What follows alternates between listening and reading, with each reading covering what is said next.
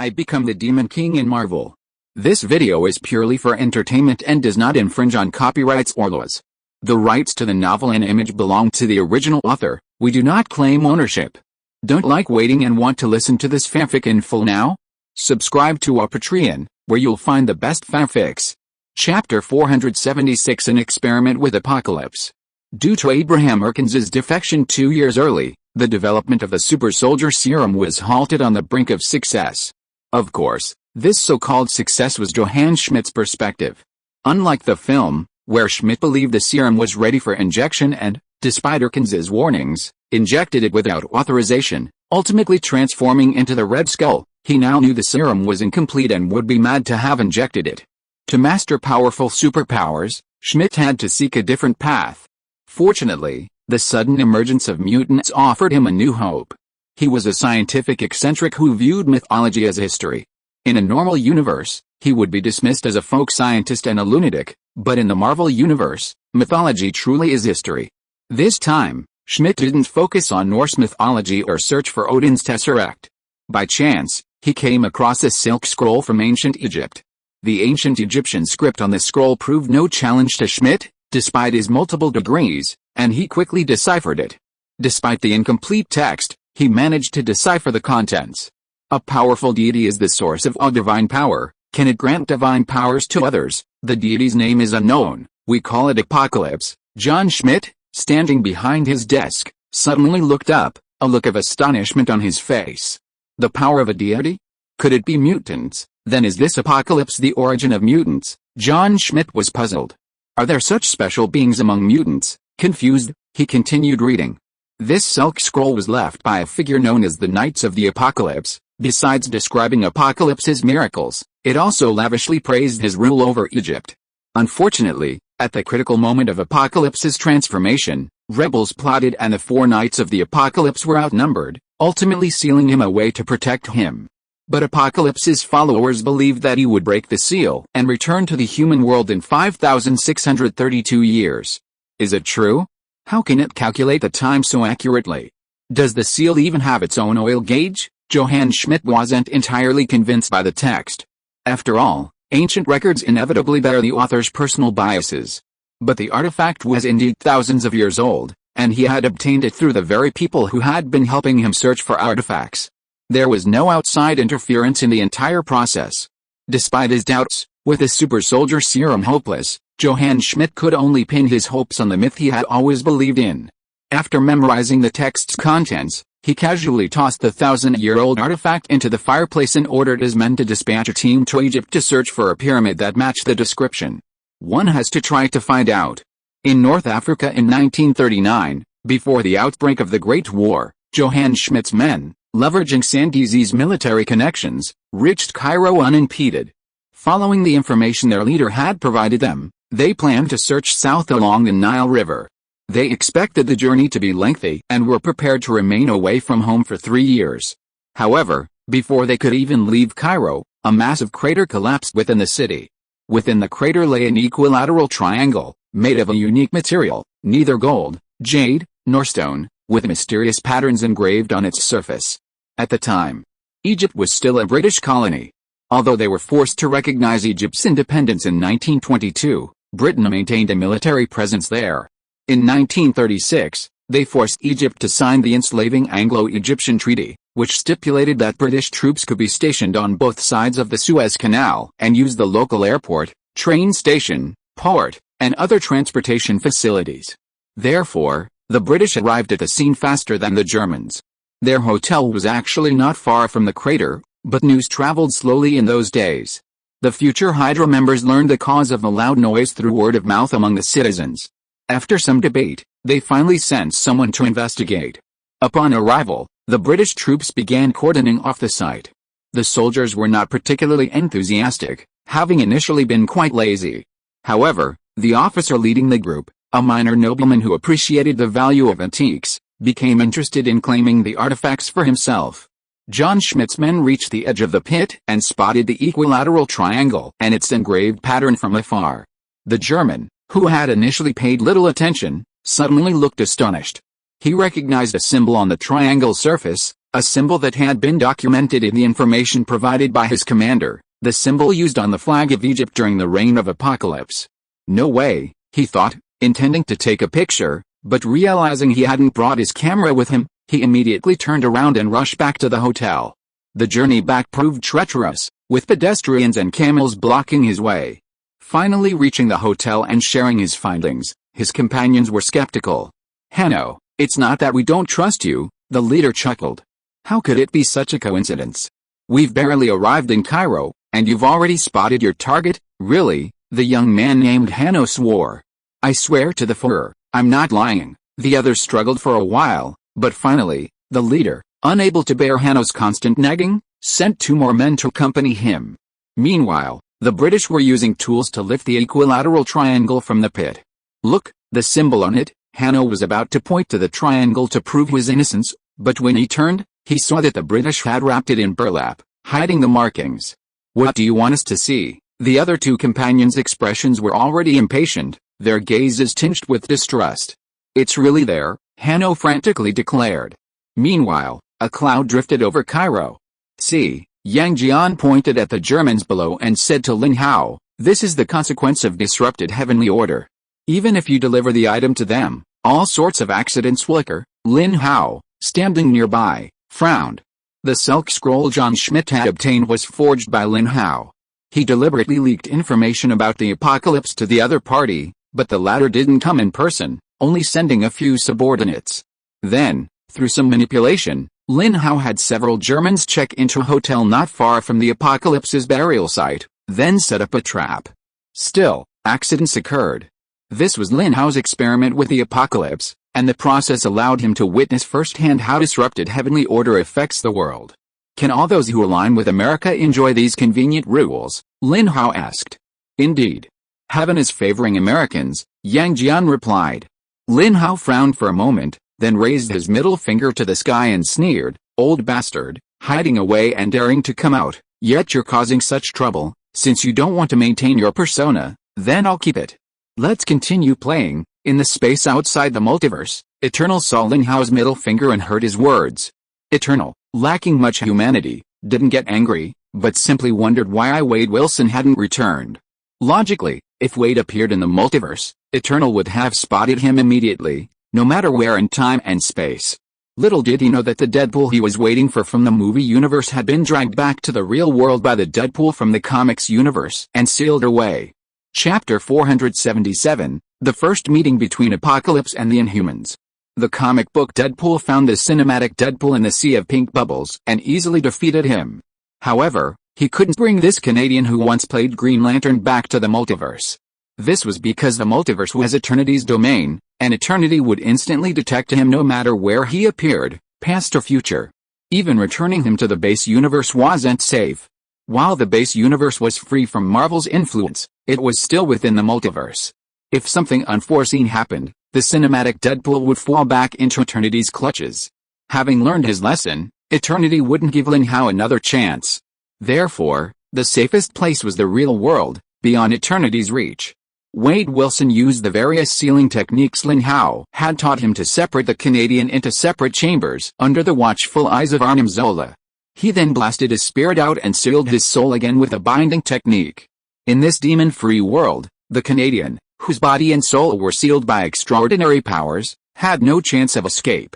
From then on, the only time traveler authorized by Marvel's editors remained, Deadpool on Lin Hao's side.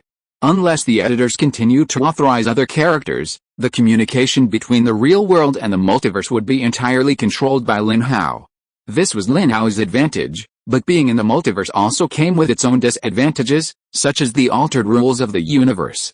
"Since you don't want a character setting, then I'll keep it." With these words, Lin Hao withdrew his middle finger from the sky and waved towards Cairo below.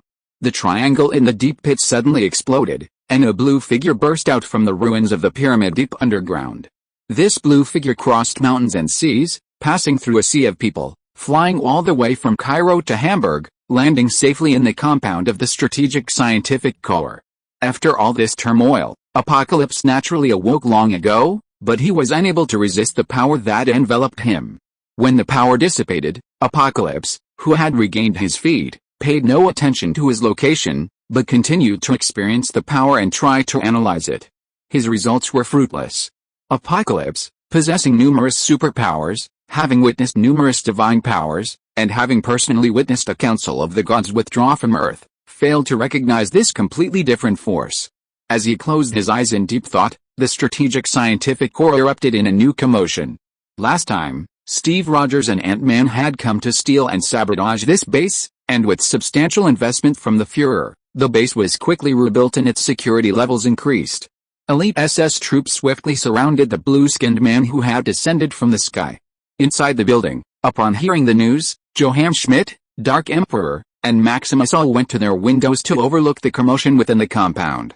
This man, Johann Schmidt, naturally didn't recognize Apocalypse, who had been active for over 5,000 years, but he recognized a pattern on his armor. It matched the one on the Silk Scroll. Is he Apocalypse? At that moment, Johann Schmidt realized there must be something wrong with the ancient Silk Scroll. While the scroll itself might be authentic, it certainly hadn't fallen into his hands by accident. Otherwise, it wouldn't make sense that he'd just obtained the Silk Scroll a few days ago, and today the real owner would show up right on his doorstep. How unreal. He lamented, as the other two ambitious individuals within the strategic scientific corps became active. The mutant Black Emperor, in particular, was like a wild cat finding a salted fish when he saw Apocalypse. A desire surged in his heart. Who is this guy? Why do I want him so badly? Black Emperor's undisguised malice alarmed Apocalypse in the courtyard below. The blue-skinned man suddenly looked up, accurately locating Black Emperor's room in the distant building. Interesting, a good junior. Apocalypse appeared, flew to Black Emperor's window, and bluntly offered, "Submit to me, and you will have the honor of becoming one of the 4 knights." Black Emperor was an ambitious individual, unlikely to be swayed by such a simple statement. Yet, within him, a burning desire seemed to ignite immense benefits by following this blue-skinned man. This left Black Emperor torn between how to react to this individual. Before he could react, Maximus, standing next to him, couldn't stand Apocalypse's boastful display. Without a second thought, he infiltrated Apocalypse's brain with his telepathic powers. The scene that followed was reminiscent of Apocalypse's first encounter with Professor X, who had hair. Floating in the air, Apocalypse suddenly turned and stared intently at Maximus. "Are you a mutant too?" "No, you're not." Apocalypse was stunned for a moment, then revealed a hint of surprise. "But your abilities are what I've been waiting for thousands of years." Without a word, Apocalypse reached out to Maximus. A surge of telekinesis tore through windows and even walls, sending Maximus careening towards Apocalypse. Fuck, Maximus struggled desperately, but was unable to break free. As an inhuman royal, Maximus, with years of experience and consistent exercise, possessed a physical fitness far superior to that of an average person, but this was no match for Apocalypse. He could only frantically attack Apocalypse's brain, trying to force him to release.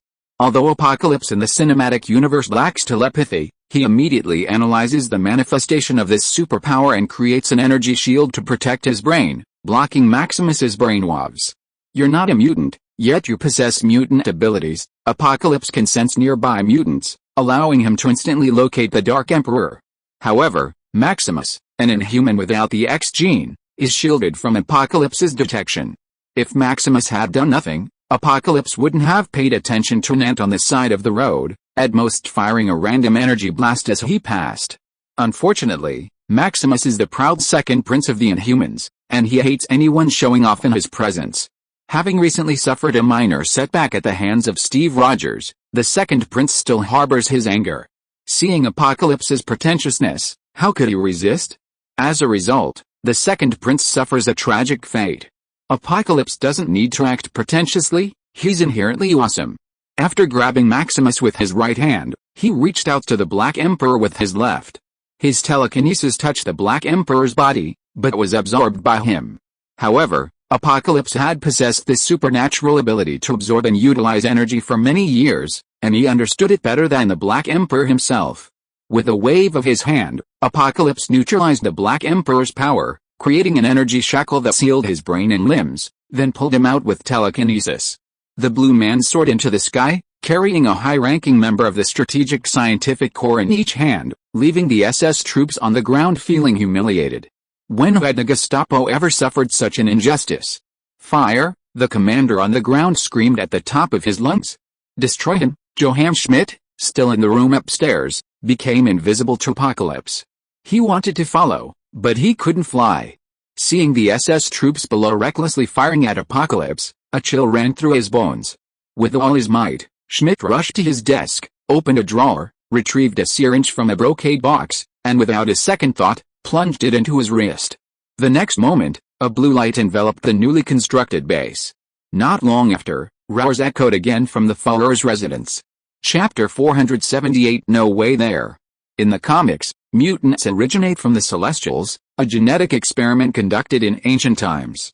They descended to Earth to capture ancient humans, leaving behind the X gene. Millions of years later, Apocalypse, named Inshabaner, was born during the first dynasty of Egypt. This setting is retained in the film. In 3600 BC, after living for over 4,000 years, Apocalypse aged again. The four horsemen found a mutant with healing abilities to serve as a vessel for him. Through a process that resembled both magic and technology, Apocalypse's consciousness was successfully transferred to a new body, allowing him to regain a new life while retaining all the superpowers he had previously acquired. Unfortunately, during this reincarnation, they encountered an uprising by rebels. The four horsemen sacrificed themselves to save their master, and Apocalypse himself was sealed underground within the ruins of a pyramid for over 5,000 years. From this day forward, you are my new generation of knights. Apocalypse extended a large blue hand and stroked the head of Dark Emperor. Dark Emperor's appearance remained unchanged, but he felt his superpowers greatly enhanced. Sebastian Shaw had previously only been able to absorb and release energy in a crude manner. Now, not only had his absorption threshold significantly increased, he had also mastered precise manipulation without any instruction, successfully mastering vector control. Such an effortless increase in strength, this costless improvement, left Sebastian in disbelief and a twinge of fear towards Apocalypse. The ambitious Black Emperor merely feared Apocalypse, far from respecting or dedicating himself to him. He gazed at Apocalypse with burning desire, but quickly lowered his head. Yes, my master. Apocalypse saw his desire and ambition. Having lived for thousands of years, Apocalypse had seen countless individuals like Sebastian. Every generation of his knights had its share of traitors, but he was confident he could tame them. As long as they didn't encounter the X-Men's cunning heroes. Master, what will you do with this guy? Accepting his new identity, Sebastian quickly settled into his new role, observing with interest his former colleague Maximus, who was imprisoned in energy shackles. He had just learned Maximus possessed superpowers. This guy had been hiding them so well, he'd tricked him into thinking he was a fool. I need his body, Apocalypse declared, startling. Sebastian, stunned, retreated quietly, instinctively protecting his ass. His newfound boss actually had such a habit? No way. Apocalypse noticed his little move, his face darkening, and he felt the urge to slap him to death. If Apocalypse hadn't already possessed Sebastian's superpowers, and if he hadn't returned to the world and needed a few subordinates to do the hard work, he would have certainly slapped him. His powers are the tool I've been searching for, the tool to rule the world, Apocalypse said calmly, as if such a bold statement was nothing new. I want his body, his powers, you, Sebastian gasped. You can also, don't be afraid, Apocalypse glanced back at him, saying indifferently, I already possess your powers. Sebastian exhaled, his eyes flashing with brilliance. If I could steal other people's superpowers, wouldn't I need to create Smurfs and scheme all over the world? I'd have already swept through, crushed all disobedience, and taken over the world. This guy is such a loser. With such immense power, he's managed to lose all his minions. If it were me, I'd have ruled the world for 1,000 years. Sebastian couldn't help but feel contempt for Apocalypse. Apocalypse ignored his new henchman's thoughts and devoted all his energy to studying Maximus. As the first mutant in history, Apocalypse possessed not only immense combat power but also an extremely high intelligence. His long lifespan had amassed a vast amount of knowledge, making him a profoundly learned scientist. With his countless superpowers, Apocalypse could perform most scientific research without the aid of instruments. Now, before Maximus's eyes, he drew blood from him, enveloping it in a sphere of blue energy. Controlled by telekinesis, the blood continuously decomposed, and Apocalypse's eyes flickered with a faint light. Interesting. Your race is similar to mutants. Your ancestors have all undergone transformation. Even the principles of transformation are similar to mutants, though the technology is cruder. Shut up, Maximus interrupted Apocalypse with a roar, his face savage. I am a noble inhuman. How dare you, a lowly race, compare yourself to me? The second prince was a complete inhuman supremacist, believing that inhumans were the noblest and most powerful race on Earth, and constantly clamoring to exterminate humanity and monopolize the Earth. How could such an inhuman purist possibly accept the idea that inhumans were inferior to mutants? Apocalypse glanced down at Maximus, his eyes unconcealed with both contempt and pity. Arguing with such a narrow-minded idiot was foolish, so Apocalypse waved his hand and extended the energy shackles to Maximus's mouth, silencing the source of the noise. I need some equipment. Upon hearing Xianqi's words, Sebastian quickly approached him like a lackey. Master, whatever you need, I'll get it as quickly as possible. He was eager to know how Xianqi acquired Maximus's superpowers and how he could replicate them. Xianqi grabbed a man with one hand and, using the same superpowers as the Red Devil, instantly transported him from Germany to Egypt. In Cairo, the underground ruins from which Xianqi had been pulled by Lin Hao had caused a further collapse, and the surrounding British troops soon discovered the ruins of a pyramid buried beneath. The young officer, who loved antiques, was ecstatic upon seeing this and immediately ordered his soldiers to begin excavating. This was a pyramid never before seen, and any finds would be thousands of years old and priceless. With a war already underway, anyone with a bit of common sense knew that remaining in the military would be dangerous. With the treasure, he could manipulate the military. Leaving the military and pursuing a career in politics or business would be a good option. Therefore, the young officer did not report the news immediately. Yet, thanks to the rules, word spread quickly. The British commander in Cairo received the news, a conscientious staff officer relayed it to London, and then everyone who needed to know knew. A pyramid, likely never excavated, was enough to attract some attention. After all, the war hadn't yet spread to Western Europe, and who could resist such a fortune? Meanwhile, Tony Stark's satellite, launched into low Earth orbit, happened to capture images of Cairo, and SHIELD, sharing the satellite, also received the news. Normally, Nick Fury, the old fox, would personally dispatch based on rumors, but influenced by the new rules, his intuition told him there was something to gain. Without further ado, Black Egg ordered a Quinjet to launch, personally carrying the Gaohua to Cairo. These new rules made no sense. While they didn't directly grant Americans immense power, they did offer a buff that was almost as if their wishes had come true. Among countless possible changes, Americans could find the one that offered the greatest benefit. Just like at this moment, Nick Fury's plane just arrived over Cairo, and Apocalypse, holding a person in each hand, also appeared in the air, and the eyes of the two met. If you're listening to this novel on a channel other than Fanfic World, it means they downloaded and uploaded it without effort. We cordially invite you to visit our channel, Mundo Fanfic Novelis. There you'll find the original version of this story and you can explore many other novels of various genres. We're waiting for you to immerse yourself in a world of incredible novels. Chapter 479 Super Skrull vs. Original Mutant. It must have been fate that brought the black marinated egg and the blue-skinned man together. Lin Hao said he was half responsible for this fate, perhaps even more than that. The superpowered one, he looks quite formidable. Nick Fury's eye gleamed. The sight of a superpowered person now evoked the same dreadful aversion as a hungry dog seeing feces. It didn't matter if the target was a mutant or not. The Super Skrull's cloning ability affected all intelligent beings, as long as they were human, whether Earthling or alien, they could be replicated. This bald, blue-skinned man before him could definitely be replicated. They had to find a way to get Gaohua to touch him. Perhaps sensing a hint of ill will, Apocalypse casually tossed Sebastian Shaw to the ground, reaching out his free hand for the Quinjet and lightly grasping it. The powerful telekinesis impacted the Quinjet, its thin energy shield as fragile as an eggshell. It couldn't withstand even a second's resistance, and the sturdy structure shattered into dust, like plastic foam being crushed by the immense force. There was no explosion, for the entire aircraft shattered in an instant, even the engines reduced to shreds in a fraction of a second. Energy leaked out in all directions like air from a balloon. Gaia projected a layer of colored light, enveloping itself in Nick Fury, withstanding Apocalypse's telekinesis. This was an ability Gaia had copied from Captain Marvel Carol after Nick Fury persuaded him to do so. Apocalypse, believing his opponent to be dead, was already descending slowly when he sensed a surge of energy. Turning, He saw a multicolored light pierce through the wreckage of the aircraft, revealing a white woman carrying a black man. The white woman's eyes were numb, yet the energy surged intensely. Apocalypse sensed multiple familiar mutant powers from Gaia, furthering his astonishment. Who are you? Could another mutant like him have appeared during his 5,000 years of slumber? As the first mutant in history, Apocalypse's greatest ability was absorption, constantly reborn through the transfer of consciousness while absorbing the superpowers of his vessel. But this was an outdated version.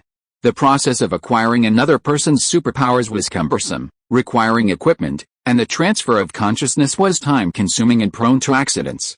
The Super Skrull, however, was a super update, a child of the next generation. Not only was the duplication process simple, but there was no limit to the number of abilities that could be copied, and there were no side effects. The apathetic Gaia possessed no emotions, a mere machine obeying orders, unresponsive to anyone except those authorized. Let me down first. Nick Fury felt being carried like this was rude and beneath his masterful demeanor. Gaia obeyed, descended to the ground, and lowered the person. Fight him, try to touch him. Nick Fury delivered the new order, then quickly drew his weapon and fled. Few were originally qualified to enter the Ark, leaving SHIELD with limited manpower available. This time, he traveled to Cairo with only Gaia, and the aircraft was controlled by artificial intelligence. Fortunately, Black Sauce Egg wasn't completely incapable of fighting, but just to be safe, he quickly contacted headquarters in the northern suburbs of New York and dispatched a new plane carrying agents. Upon receiving the order, the Gaia, the tool, soared into the sky, shrouded in colorful light, and swung a punch at Apocalypse at breakneck speed. Apocalypse barely raised his free right hand, and before a shield of energy could solidify, the fist slammed down with immense force. The seemingly small and delicate fist held unfathomable power, instantly cracking the shield as it continued its assault on Apocalypse's chest. Facing this blow, Apocalypse had many options, but Nick Fury's whispered orders to Gaia had been overheard. At this point, Apocalypse didn't know about Gaia's unique capabilities, but his combat experience made him understand the importance of not letting the enemy succeed. In a split second, Apocalypse abandoned the idea of resistance and instead used his self-molecular manipulation to transform his body into strands of blue noodles, which were carried away by the enemy's turbulent currents. Apocalypse's other hand was forced to loosen, and Maximus, trapped in energy shackles, fell freely, about to make contact with the ground. Sebastian Shaw, who had just been thrown, immediately created an energy slide to catch Maximus, cushioning his fall. The ambitious Dark Emperor, having not yet witnessed how Apocalypse stripped others of their superpowers, naturally wouldn't let his experimental specimens suffer. Nick Fury, observing this from a distance, his single eye lit up again. This guy's superpowers seem pretty good. He'd just impulsively rushed to Cairo to check things out, but unexpectedly, his luck had been unleashed, repeatedly encountering powerful targets. However, Apocalypse, in mid-air, transformed himself into noodles, avoiding contact with a JO1. His consciousness emanated from each strand, quickly forming a solid cubical form to protect his body. Apocalypse's force field was supposedly impenetrable, but whenever he used it, the protagonists would explode, becoming the only lucky ones. This time was no exception. Gaia turned and charged, mechanically swinging its fist, smashing into the solid force field. The field held for only a second. Just as Apocalypse's body had returned to normal, the force field was shattered by the enemy. Flying at the speed of light is indeed troublesome. In the sky, Lin Hao and Yang Jian remained. Nick Fury's choice once again confirmed the changing laws of the universe. Watching the Super Skrulls versus the original mutants battle below, Lin Hao had a premonition that if he didn't intervene, Gaia would soon reach Apocalypse, instantly replicating his millennia of experience. So he attacked again, casting a modified version of the immobilization spell, halting Gaia's charge. Apocalypse was stunned, but reacted quickly, instantly creating distance and constructing multiple force fields around himself. Although fragile, they at least held for a second. He also realized the absurd speed of Gaia. Apocalypse, possessing supersonic perception and speed, matched Quicksilver's movements in the film, even controlling the sand to entangle his ankles. However, this woman's speed far surpassed his, leaving him constantly behind. After putting on his fake armor, Apocalypse finally had the time to focus on the sudden surge of energy. This force was the same one that had carried him all the way to Germany, a form of energy he had never encountered before. Are there any other experts? Apocalypse released his perception and scanned the surroundings, but found nothing. Chapter 480. Now, it's okay there. Apocalypse failed to discover the powerful figure in the shadows, but he seemed to harbor no ill intentions. Pulling him out of the ground and throwing him to Germany, though rude, had allowed him to encounter the psychic power he'd been searching for. Now, he was controlling his enemy. Nick Fury, on the surface, looked up and saw Gia number 1 floating strangely in the air. His single eye narrowed, and he remembered the information Carol had shared with him. The man from SHIE possessed an ability to restrict a target's movements, something she had personally experienced several times. Is it him? Has SHIE finally lost their temper and decided to take direct action? Nick Fury, from the main universe of the film, had only had limited exposure to SHIE. After all, the agency didn't exist in his own universe. However, he still managed to gather as much information about it as he could from Carol and Coulson. Phil Coulson, from the base universe, in particular, had previously served as an operative against SHIE's North American branch and had extensive knowledge of the organization. While he couldn't access confidential information about Lin Hao after he joined SHIE, it was enough for Nick Fury to form a general impression of the organization. Overall, SHIELD is an organization similar to SHIELD, so it's no wonder his alternate universe self considers it his lifelong enemy. When SHIELD destroyed his universe and forced the Eagles to flee, Nick Fury gained a profound understanding of the organization. It truly is a formidable foe. From then on, Nick Fury inherited his alternate self's will and resolved to destroy SHIELD. Even if he couldn't defeat them immediately, he wouldn't give up and would do whatever it took to defeat them. Initially, SHIELD had refrained from direct action against them, only engaging in shady little tricks, which gave Nick Fury some illusions. He believed that SHIELD and Lin Hao might be wary of some entity, and therefore refrained from direct action. In this regard, the self-proclaimed Black Brian Egg understood Lin Hao better than Tony Stark from the base universe. The devastated Tony had long since grasped Lin Hao's intentions. It wasn't that he wouldn't kill, but rather, like a cat preying on a mouse, he would toy with it before slashing at it. He'd torture them to despair before delivering the final blow. Nick Fury had always disagreed with this view, judging others by his own experience, believing that no one in the world was so bored. He reasoned that since SHIELD was similar, pragmatic agents wouldn't resort to such frivolous tactics. Little did he know that the great demon was after the resentment of the living. The fermentation of a dying being's emotions provided greater energy, and the degree of extraction depended entirely on the torture technique. Therefore, Black Braised Egg's concerns would not be realized for the time being. Lin Hao still had use for these tools. Lin Hao's current enemy was no longer these so-called superheroes, but the cosmic consciousness represented by eternity.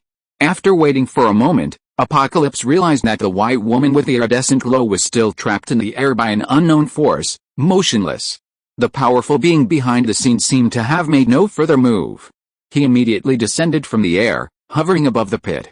He extended his hands, and blue energy, like substance, spread towards the pyramid ruins. A white woman possessing super strength and speed constantly puts Apocalypse at a disadvantage. Millennia of accumulated superpowers are futile against this new generation of hackers, so Apocalypse pins his hopes on his newly acquired psychic abilities. With Maximus's powers, he could manipulate the white woman's mind, transform her into a henchman, or even possess her body, gaining her strength and speed. The ruins of the pyramids were directly rebuilt using his powerful energy manipulation abilities.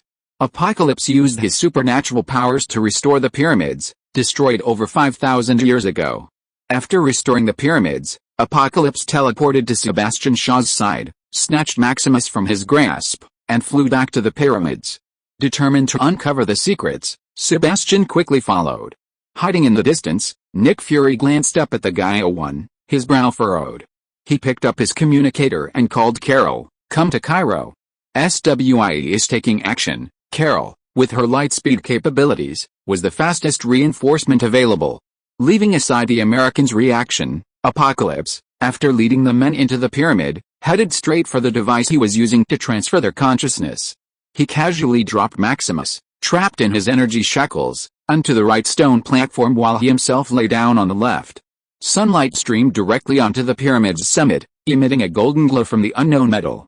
The sun's energy flowed down along mysterious lines, coating both stone platforms.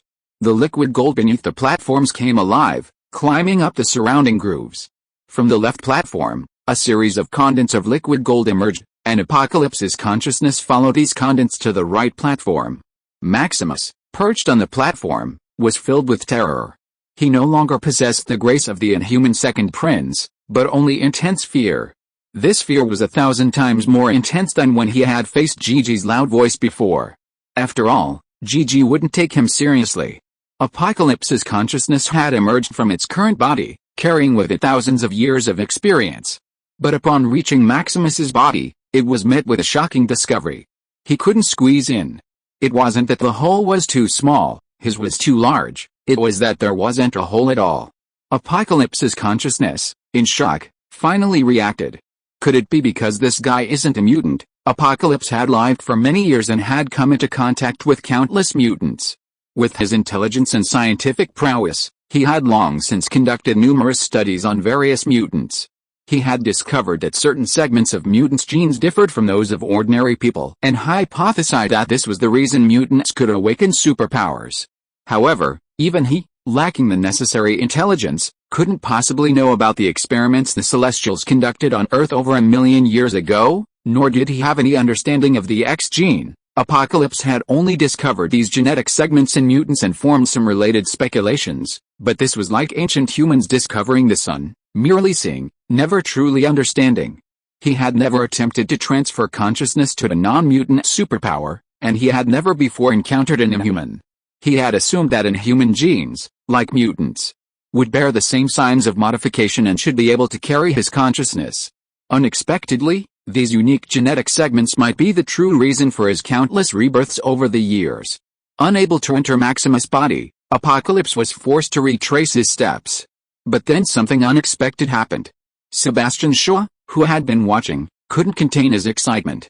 With trembling hands, he pulled Apocalypse's body off the stone platform and climbed back up. Honestly, this action stunned Apocalypse's consciousness for a moment. But then, Apocalypse understood Sebastian's intentions. Haha, does this guy think he can gain powers just by lying on it? Poor Sebastian, lacking intelligence, assumed that Apocalypse's method of stealing other superpowers stemmed from the two stone platforms before him. If that was the case, wouldn't he be able to gain powers if he lay on them too? He observed for a long time, noticing that Apocalypse's body had somehow become frozen, and he acted decisively. A sacrifice. Now, the place was ready. Chapter 481. Lin Hao guessed that Yongheng was behind this, but Yongheng guessed that it was the editor. Apocalypse's consciousness, encased in liquid gold, had no choice but to return to the stone platform on the left and enter Sebastian Shaw's body. For Apocalypse, any mutant body could house his consciousness. Using his self-molecular manipulation technique, he could transform a new body, transforming from female to male in a flash. Therefore, he didn't care that Charles was a paralyzed invalid, he valued his abilities. Besides being able to transform bodies, Apocalypse could also amplify mutant superpowers. Therefore, he didn't care about the strength of the vessel's inherent superpowers, as long as he took over, he could instantly develop them to the level of his own cognition. Poor Sebastian, he had hoped to transform a bicycle into a motorcycle, but it was all in vain. This demonstrates the importance of intelligence. High in the sky, Lin Hao observed Apocalypse's failure and sighed like a demon. Alice, Charles, you'll have no choice but to take over. No, I'll be taken over. With that, the demon snapped his fingers, and a transparent portal appeared before Apocalypse, with an energy arrow floating in front of it, pointing in the opposite direction. Apocalypse, having just sat up, was still lamenting his recent failure on the stone platform. Turning around, he saw the blatant mastermind, and his mouth twitched. But then he saw the imp on the other side of the portal. That one glance, and it was 1,000 years. Apocalypse was certain the imp before him was the one he was looking for. Without a second thought, Apocalypse activated his teleportation ability to reach Xavier Manor, avoiding the portal opened by the mastermind. Young Charles, startled by the sudden appearance of the towering blue-skinned figure, shouted, "Raven, run!" But Raven didn't run. Instead, he transformed into a muscular, over 2-meter tall man and charged at Apocalypse. Apocalypse, his gaze fixed on Charles, casually waved his hand to repel Raven. "Raven!" Charles screamed, glaring at Apocalypse with anger. For the normally identified man, he rarely let out a curse. Fuck. His ability activated, Charles's consciousness penetrated Apocalypse's mind, attempting to dissuade him from harming others. Like an ant trying to shake a tree, young Charles was powerless to shake Apocalypse's consciousness. Sure enough, Apocalypse finally confirmed that the mastermind was truly helping him obtain the superpowers he'd sought for millennia. Delay would lead to unexpected events. Apocalypse reached out and grabbed Charles, teleporting him back into the pyramid. Raven, lying amid the wreckage of furniture, spat out blood, her skin returning to its blue hue, and utterly exhausted. Charles, returning to the pyramid, Apocalypse tossed Maximus, who had narrowly escaped death, aside. To avoid further missteps, he drew a drop of Charles's blood, breaking it down and finding a genetic fragment unique to mutants. Finally, this time it works. Following the usual procedure, Apocalypse trapped young Charles in energy shackles, dropped him onto the stone platform, and climbed up the other side. Above the white clouds, Lin Hao lowered his head, his gaze blazing. He cared less about Apocalypse's success and failure than about the changes this experiment would reveal, and how much of a boost this universe could offer Americans. Liquid gold reconnected the two stone platforms, and Apocalypse's consciousness once again left his body. This time, he successfully entered Charles' body. Unlike the storyline where the two minds engaged in a tug-of-war, facing the young Charles, Apocalypse's consciousness crushed Charles is like a mountain. How fast? Lin Hao hadn't reacted when Yang Jian beside him shouted, "The little ghost soul has transferred into the body of the man next to him. The being who took action is comparable to a saint." Lin Hao frowned. What is Eternal doing? If he wants to help America, what's the point of just playing the supporting role? Lin Hao couldn't understand. If he truly attacked America, the current changes in the universe's rules would be no match for his crushing power. The omnipotent Eternal could easily end it. Even if he feared death, he could significantly increase the American military power and artificially create several superpowers. Lin Hao on Earth couldn't understand it, and indeed, Eternal outside the multiverse couldn't understand it either. He raised his hand and tapped the void, causing a crack to form. Across from him, Death was playing a game with Carol, Captain Marvel from the cinematic universe. It was a highly popular game, one he'd often played with Deadpool and Thanos. Eternity, lacking much humanity, remained unperturbed by the intense scene, simply asking Death, "What made you attack just now?" Death, curiously, retorted, "Didn't you tell me to?" Death then let out a laugh. "Thank you for letting me experience so many interesting souls. You didn't let me enter that universe before, and I thought you were up to something. I didn't expect you'd play it so lavishly, but the number of souls is so small. There can't be so few lives in that universe. Why did you?" Eternity severed the connection. The universe Death was referring to was the main cinematic universe, one he had previously been unable to enter because the cosmic consciousness had forbidden him entry. Unaware of the existence of the real world, Death believed Eternity was limiting him. Not long ago, Death discovered a large number of souls devoured by zombies appearing in his own dimension, and suddenly realized, Big Brother Eternity had once again opened up the zombie universe. After the connection was severed, Eternal finally realized that a force, even he couldn't perceive, was influencing Earth. More precisely, Eternal could detect this force whenever it emerged in the multiverse. Just as it had last time compelled him to revise the rules of America on Earth, Eternal had clearly sensed it. But once the operation was complete, it suddenly vanished. Its coming and going left no trace, and even Eternal's tracing of time yielded nothing. Could it be that the editor added a new setting for me, asking me to protect America on Earth? Eternal speculated. But why only this universe?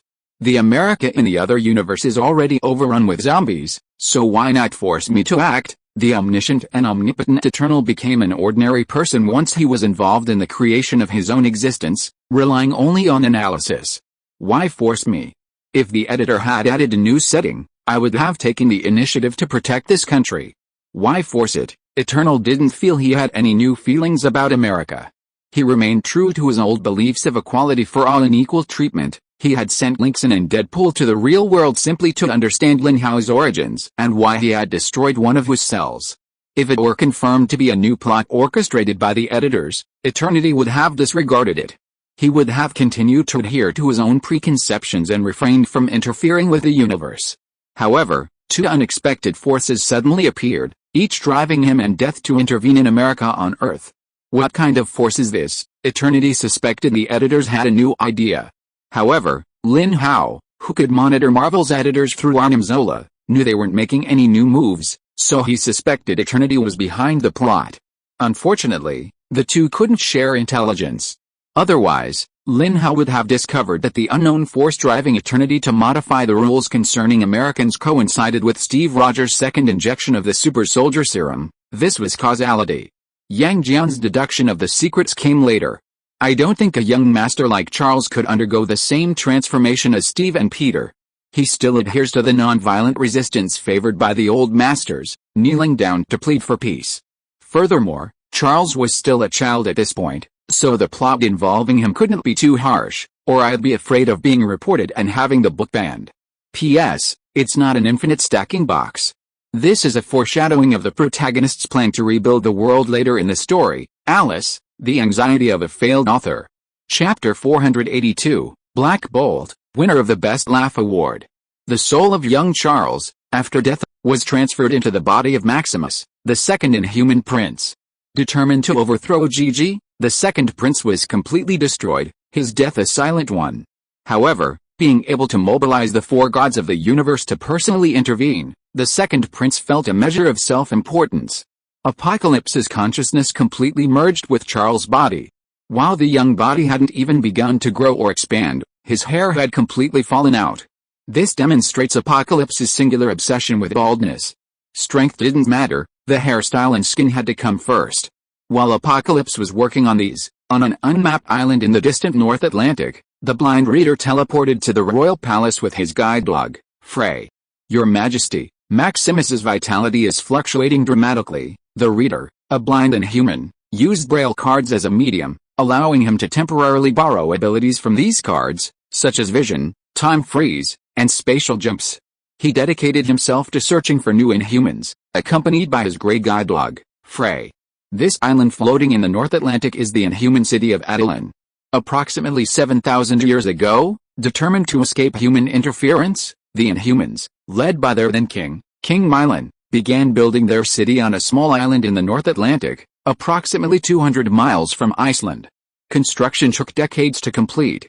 The Inhumans lived there for thousands of years until the mid-20th century. Advances in human technology made the Inhumans fearful of discovery. The capture of one of their own exacerbated their fears. Black Bolt, who succeeded him to the throne, used powerful anti-gravity propulsion technology to relocate Adelan to the Himalayas, near China.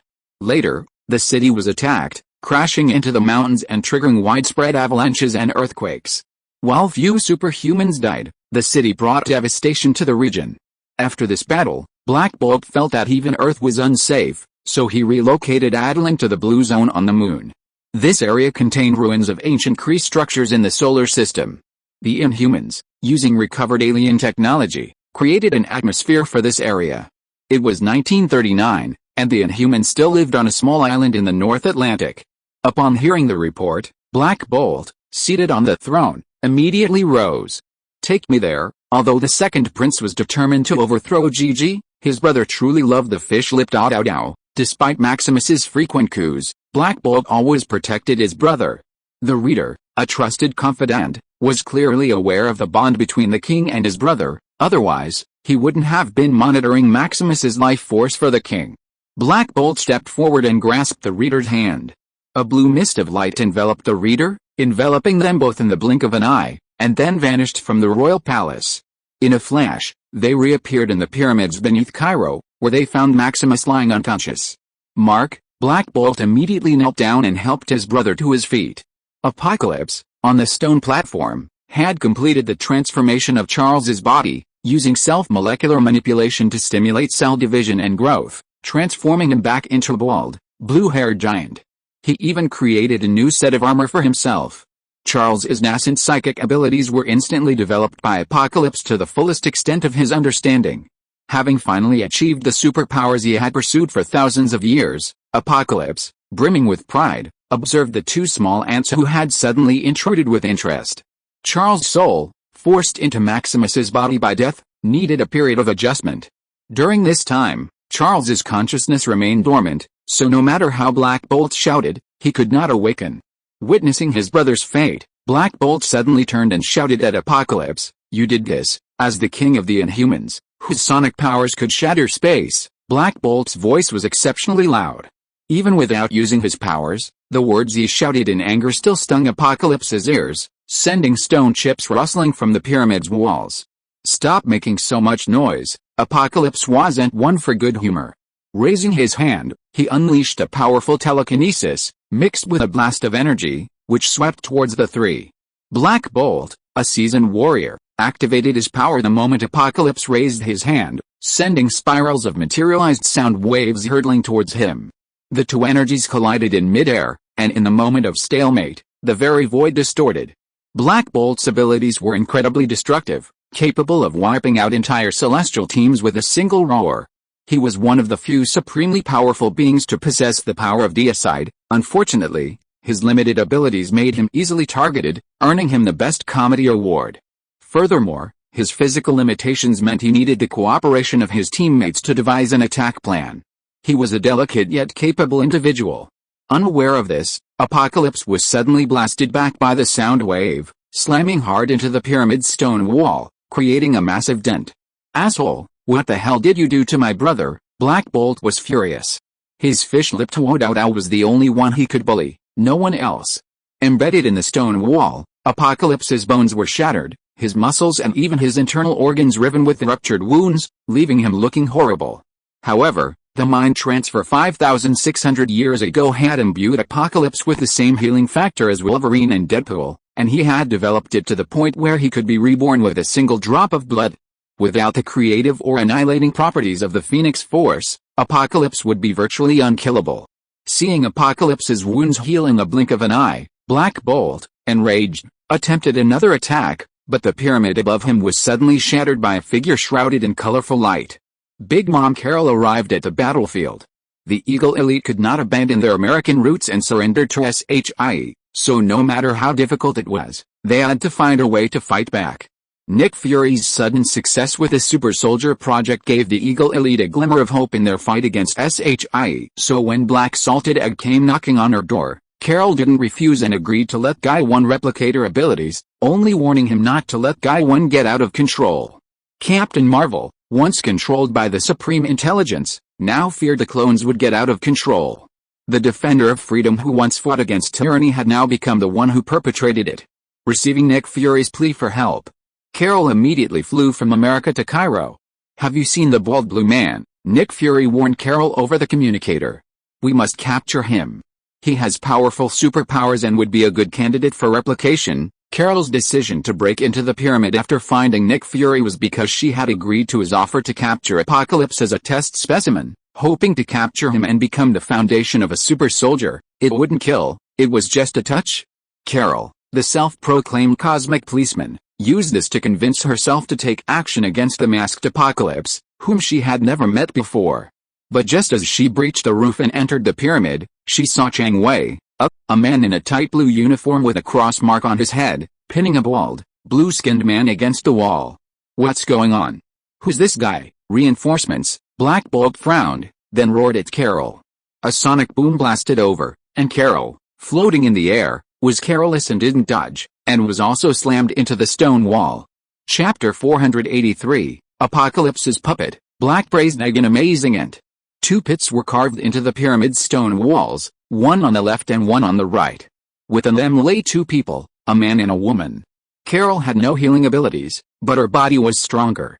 She felt her bones tremble for a moment, as if she had received a vigorous massage.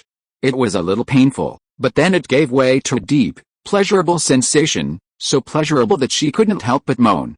Apocalypse, in the pit next to her, turned his large head and smiled playfully. "Asshole." Carol was about to explode when another alien consciousness invaded her mind, a consciousness even more powerful than the shackles once placed upon her by the Supreme Intelligence. The bald professor's psychic abilities were already designated as the strongest by the editor, but Apocalypse had fully developed them, giving them the same power as the bald professor at his peak. This psychic power was far more powerful than the Supreme Intelligence's technologically simulated brainwashing abilities. Although Carol resisted for a while, she was ultimately defeated. Apocalypse had tampered with her consciousness, turning her into his puppet. The once vibrant light around Carol was now tinged with a deep blue, the same hue as Apocalypse's skin. Though the hue had changed, her power remained undiminished. Under control, Carol swung her fists, smashing the stone wall and bursting at her maximum speed towards Black Bolt. Apocalypse had previously been hampered by the Gaohua's light speed ability during the previous battle.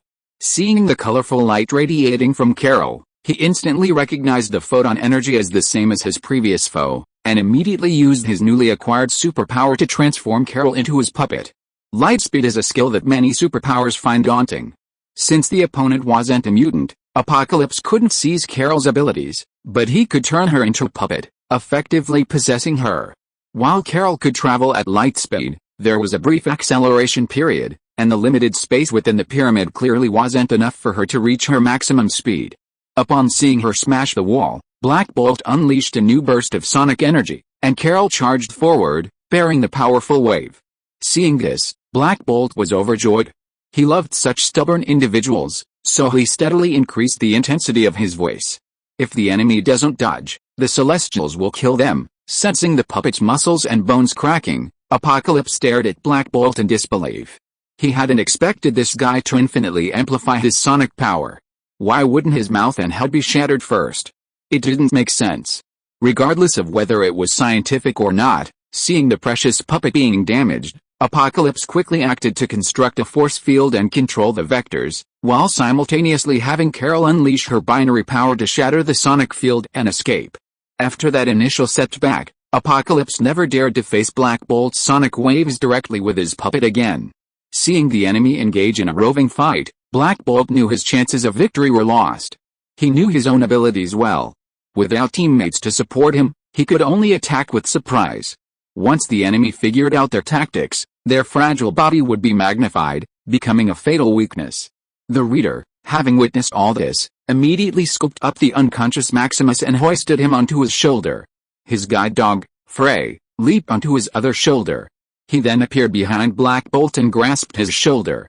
Sensing his teammates' touch, Black Bolt instantly retracted his sonic blasts to prevent them from destroying his own palace. The three men and the dog vanished. Looking around at the once again destroyed pyramid, an enraged Apocalypse unleashed a powerful energy blast upwards, dislodging the upper layers of the pyramid. On the ground, Nick Fury, using his communicator to call out to the missing Carol, cautiously approached the pit, gun in hand. Carol's communicator had been destroyed by the initial sonic shockwave. Had it not been for her Kree uniform, Big Mama Marvel would have been forced to fight unarmed.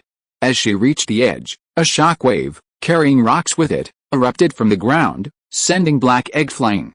Amidst this whirling dust, a black man, coated in gray, coughed violently. A gust of wind blew, and two figures floated in the sky, a bald, blue-skinned man, a woman enveloped in a ball of light. Crack! Nick Fury looked up at Carol, a gleam in his single eye. He noticed Carol's blank gaze and immediately realized something was amiss. Number 1, come and save us. Nick Fury's mind was invaded by Apocalypse's consciousness, but he resisted even more tenaciously than Carol. The old man, though of modest strength, possessed immense willpower. Unfortunately, he was no quintessential American spirit, and ultimately could not withstand the psychic might of the bald professor at his peak. After more than 2 minutes of stalemate, his mind was tampered with by Apocalypse, becoming just another puppet. Before his consciousness completely sank, Nick Fury had only one thought: he should add a brainwave controller to number 1, relying solely on voice control wouldn't be enough. He wanted the experimental results he was looking for. Lin Hao and Yang Jian flew away on a cloud. In the sky, Gaia regained its mobility and flew towards Nick Fury on the ground, standing respectfully behind him. Apocalypse gazed blankly at the sky, still unable to locate the mastermind. He could only frown and lower his head, casting his gaze upon the enemy that had just rendered him helpless. Having too many powerful puppets was a given. Apocalypse once again activated his psychic powers, attempting to acquire another one.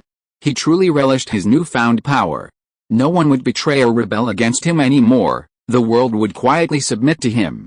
His millennia of painstaking pursuit were truly worth it. However, when his consciousness seeped into Gaia's brain, Apocalypse frowned slightly. It's brainless. According to the rules of the Marvel Universe, consciousness originates from the brain. The mind and soul are both independent and inseparable. As a clone, Gaia was a technological creation, a product of catalysis. Its brain was underdeveloped, devoid of self-awareness, merely a tool operating according to instructions. Without a medium for his psychic powers, Apocalypse is unable to control them. Fortunately, Nick Fury is the only authorized user of Gaohua. However, after accessing Nick Fury's memories, Apocalypse discovers that SHIELD is expanding its production of super soldiers, with a next generation of clones rolling off the production line. Nice soldiers. Perfect for building an army to conquer the world, Apocalypse surveys Gaohua with a satisfied smile.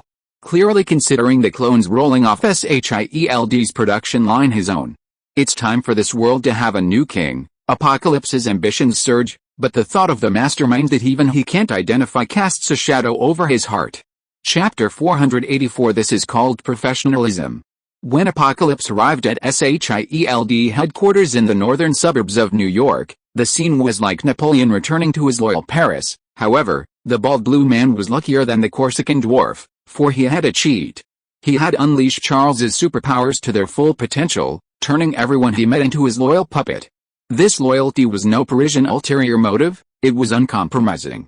When Raven, now transformed, hurried to SHIELD, she was met with this throng of admirers. She froze for a moment, then quickly turned and quietly departed. Wow, Charles, Raven, having experienced the vicissitudes of life and had long since developed a knack for reading people's expressions, saw the numb expressions on the SHIELD agents' faces, and recalling the moments when Charles had used his powers, she felt a dark association.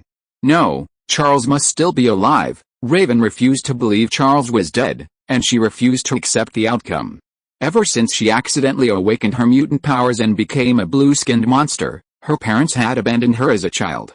For years, Raven had wandered, and only after meeting Charles did she finally feel the warmth of home. Despite Charles' usual scholarly demeanor and his tendency to restrict his true appearance from others, Raven had long considered him her only family. Charles must be rescued, wherever he was. Apocalypse, walking towards the SHIELD cloning facility in the distance, sensed the distinctive pulsation of mutants. He glanced at Raven's back, realizing it was the imp he had dismissed earlier, and turned his gaze away. Apocalypse had long since mastered Mystique's transformation abilities through self-molecular manipulation. Such abilities were of no value to him, and he had no desire to deprive her of them. And this imp, a young child, wasn't even worthy of being his puppet. A useless ent, not worth his attention. As Apocalypse brazenly entered the cloning facility, it was the artificial intelligence Friday who first noticed the problem. Many of the agents behind him didn't have access to the classified facility, and a simple comparison would have revealed the problem. Alarms blared, and a fleet of unmanned steel suits flew out, their energy projectors raised, aiming at Apocalypse. "Sir, you don't have the necessary clearance?" A series of explosions erupted. Apocalypse waved his hand, and 10 armors instantly turned to scrap. A consciousness, following the radio waves, attempted to invade Friday. However, Tony Stark, wary of the Ultron incident, had deliberately reduced the intelligence of Friday's artificial intelligence and programmed it to survive by severing its tail. If Friday encountered a consciousness similar to Ultron's, it would decisively abandon this part of its programming, transforming into a chaotic electronic virus. Apocalypse frowned slightly and directly manipulated the electronic energy to destroy this junk. Movement at the gate alerted the researchers inside the factory, but before they could react, a powerful psychic power swept over, transforming everyone into Apocalypse's puppets. "Hurry! This world calls for my army." The researchers, expressionless, accelerated the production of clones. With their previous success, everything became a natural progression. One clone after another emerged from the incubator, shook hands with Gaohua, and copied all of its abilities. Apocalypse then personally set permissions to ensure no backdoors remained. Apocalypse wouldn't be foolish enough to allow clones to replicate his abilities. Combined with Carol's lightspeed travel and the power of the binary stars, if things got out of control, even he would be doomed. The shocking changes at the cloning factory were quickly noticed by Avengers headquarters in Manhattan. Friday merely issued a warning, but couldn't provide specific footage because the data had been destroyed. Has SHIELD been in trouble? The older Tony of the cinematic universe wondered, perplexed. He didn't rush in to investigate, but instead dispatched a drone for on-site reconnaissance. As soon as the drone reached SHIELD territory, it saw clones of Gala, shrouded in colorful light, soaring into the sky. Nick Fury had originally planned to replace the clones' faces during the mass cloning operation, out of concern for Talos, but Apocalypse had no such plans. 18-year-old Dragon Queen was in her prime. With that face, she was a delight to behold. However, Tony, a playboy himself, felt no pleasure at all when he saw the countless beautiful women rushing towards him, only fear. They were all shrouded in light. Fuck, old Tony couldn't help but curse. I knew this lousy plan would go wrong. He'd barely finished his words when 5 streaks of light streaked across the sky. 5 clones arrived above Avengers headquarters, swooping down. The sound of shattering walls and windows echoed, and Tony instantly activated his nanosuit. A second later, he was blocked by 2 clones, one in front and one behind. 20 years ago, he'd played with twin sisters a lot, but now he had no interest in them. They were incredibly strong. 4 slender arms, one in front and one behind, wrapped around his neck and waist. Despite the nanosuit's electrical discharges and fire, the clones refused to let go. Having secured their target, the 2 clones flew straight back to SHIELD headquarters, a round trip that took less than 2 minutes. Tony Stark, Apocalypse studied Tony in his nanosuit with interest, his consciousness invading his mind. Despite being called the man cursed by knowledge, Tony couldn't resist the powerful psychic abilities and quickly became Apocalypse's new puppet. From now on, you'll be my engineer, Apocalypse, recognizing Tony's value from Nick Fury's memories, dispatched a clone specifically for the mission. A moment later, just as the 5 clones arrived above Avengers headquarters, Tony from the base universe had already broken into Steve Rogers' mansion. Since becoming Captain Black Skull, Steve sensed a strange unease among the other Avengers and moved out. Bucky was the only Avenger who trusted him unconditionally, and Sam chose to trust him, both of them moving into the mansion with Steve.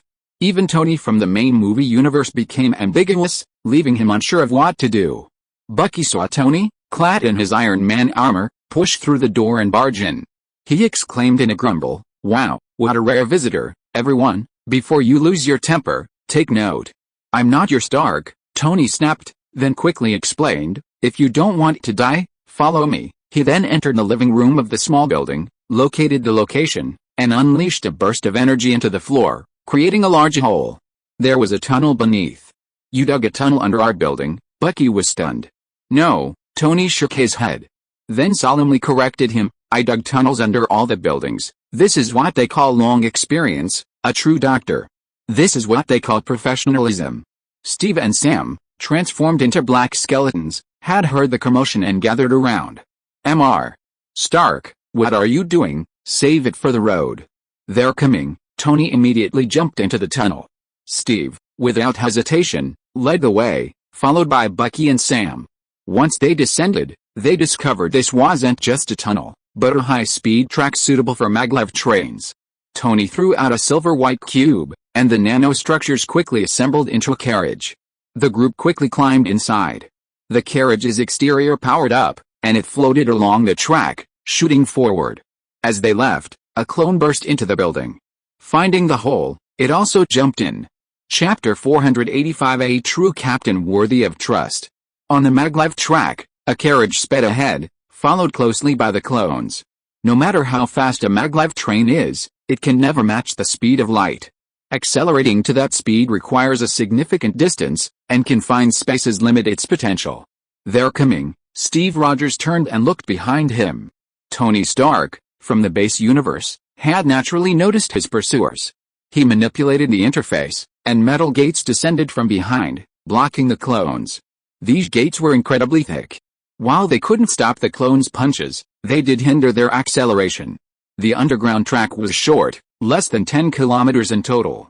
From the time they entered the carriage to the time it flew off the track, it took less than a minute. Once Tony transformed the carriage back into nano-components, the 4 of them emerged into the light of day, followed closely by the clones. "Where are we?" Bucky instinctively glanced around. Steve, now a black skeleton, shouted, "Look out!" He charged forward, vibranium shield in hand. Although the Avengers suspected Steve, they hadn't yet broken up and stripped him of his shield. The clone's impact sent Bucky flying, sending him careening backwards into a high wall, blood gushing from his mouth. At that moment, the soldiers on the surrounding walls reacted and turned their guns downward. Tony and the others were standing in a siege tower, 3 walls surrounding a translucent portal 100 meters high. A transcendent has appeared. Sound the alarm. The soldiers on the walls immediately sounded the alarm, and the signalman quickly reported the situation. The 3 swordsmen stationed there dove up the battlements and surveyed the area below. This was Atlanta in the base universe, long occupied by the Lone Star Republic. Nearly 2 years later, the city had re-established a new order. The underground track Tony had dug ran from New York in 1939, through the portal outside the Empire State Building, directly to the Atlanta refuge in the main movie universe. Then, it led to another portal, and on the other side of this portal was Atlanta in the base universe. In this most perilous moment, the younger Tony preferred to trust his homeland, or rather, he preferred to trust Steve Rogers, who already ruled America. In the blink of an eye, the Gala clone had knocked Captain Black Skull, Bucky, and Sam flying, before slamming into Tony's hastily constructed nano-component shield. The immense force shattered the shield, sending damaged nano-components scattering to the ground. Undamaged components, controlled by the intelligence system, surged toward the flying main body of the armor. These attacks tore through the high wall, leaving cracks in the air. The 3 swordsmen atop the wall, observing the clone's speed and strength, immediately spoke out, "This woman is incredibly strong. We have no choice but to inform the captain." Although Steve Rogers of the base universe had assumed the leadership of the Lone Star Republic, his earliest followers still addressed him as captain. One of them immediately produced a communicator capable of directly contacting Steve. This was a device possessed by every swordsman manning a portal. After all, the main movie universe was already overrun with zombies, including the unpredictable zombie grandfather. Steve, the strongest of the group, had to constantly monitor every portal. Fortunately, as the leader, he was merely a spiritual leader and military commander. The actual administration of government fell to Matt Murdock, a Columbia University law graduate. Otherwise, even teaching him Shadow Clone would have been too busy to handle it. Upon receiving the news, Steve immediately had his magical secretary perform operation and bring him to Atlanta. As time passed, the first class of Hogwarts students grew up. Not only were the Spider Squad American, but some children from impoverished families in the United States chose to join the Lone Star Republic. As a nominal ally, Principal Tom naturally offered no resistance to the students' choices. When the real Captain Steve appeared on the wall, the clone was already carrying the unconscious Tony and Black Skull Steve towards the portal. With limited intelligence, it could only follow the orders of those in authority according to established procedures, so it planned to return via the underground tracks. High on the wall, the real Captain Steve spotted Bucky and Sam, as well as the man in the nano armor and another black skeleton.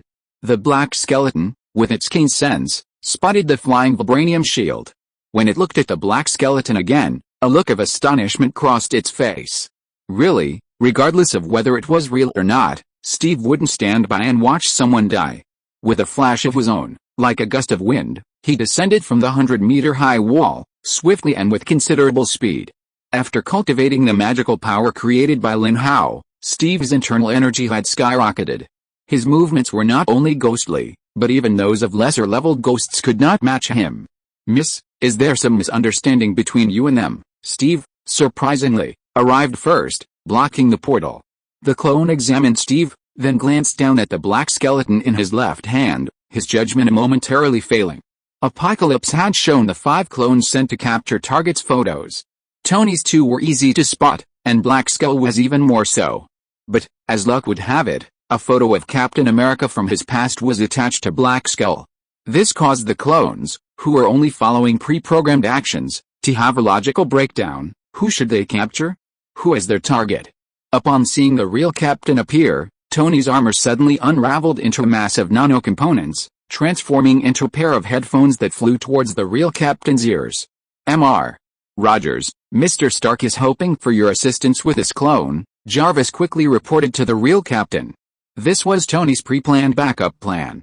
As a seasoned doctor, he knew that this 1939 universe was likely to face problems. In times of crisis, Tony, hailing from the base universe, was more inclined to trust the real captain's character than others. He was more worthy of his trust than the treacherous black man and the self-serving eagle. Despite their different class positions, in the face of a life-or-death crisis, the selfless real captain might be the last hope. The real captain didn't disappoint him. Although he couldn't immediately grasp what these people had experienced, He had already realized that the clone before him was not a normal person. Steve wasted no time, seizing the moment when the clone's logic malfunction stopped him from moving. A magic sword instantly materialized and slashed towards the clone's slender hand. However, the photon energy enveloping the clone blocked the sword. Steve wasn't surprised. His free hand clenched into a claw, his magic power surging, and he actually absorbed the photon energy. Feeling the energy draining away, the clone finally awoke from its logic malfunction. The attack had triggered another of its programming rules, to protect its own body without endangering the authority. Because its body was the authority's property. However, the moment it awoke, the sharp blade energy from the magic sword severed its left hand, and the black skull it held fell to the ground. Blood gushed out, but the clone, having lost an arm, showed no sign of pain and raised its right foot to kick at the attacker. But Steve waved his clawed hand, and the ball of photon energy gathered in his palm and blasted towards the long legs coming towards him. If you're listening to this novel on a channel other than Fanfic World, it means they downloaded and uploaded it without effort. We cordially invite you to visit our channel, Mundo Fanfic Novelis. There you'll find the original version of this story and you can explore many other novels of various genres. We're waiting for you to immerse yourself in a world of incredible novels. Chapter 486. Haha, this is the American spirit we once believed in. Photon energy collided, and the giant clone and the real captain, bearing the recoil, retreated. Jarvis seized the opportunity, manipulating the nano-components to cling to the clone's intact arm, straining to pry open its fingers. The remaining components continued to wrap around the unconscious Tony Stark, lifting him to the side. Seeing the hostage free, the real captain held back no longer, channeling all his inner ki. Suddenly, wind surged, cloud surged, and a sea of blood flowed. A blood-red mist rose behind Steve, and his eyes shone with an eerie red glow. The combined ravages of demonic energy and the zombie virus extract were infinitely amplified, constantly assaulting Steve's sanity. However, the real captain, having found the right path, remained unmoved. His mind was as solid as a rock, no less powerful than his own, having once possessed the power of cosmic consciousness. A touch of grandeur suddenly emerged from the blood-red mist. To the new army soldiers perched on the surrounding walls, the mist behind the marshal resembled a crimson banner, a mighty wave that could cleanse the decay of America. "Captain, you're so strong," the three swordsmen standing on the battlement sighed with admiration and envy, yet also with a touch of despair.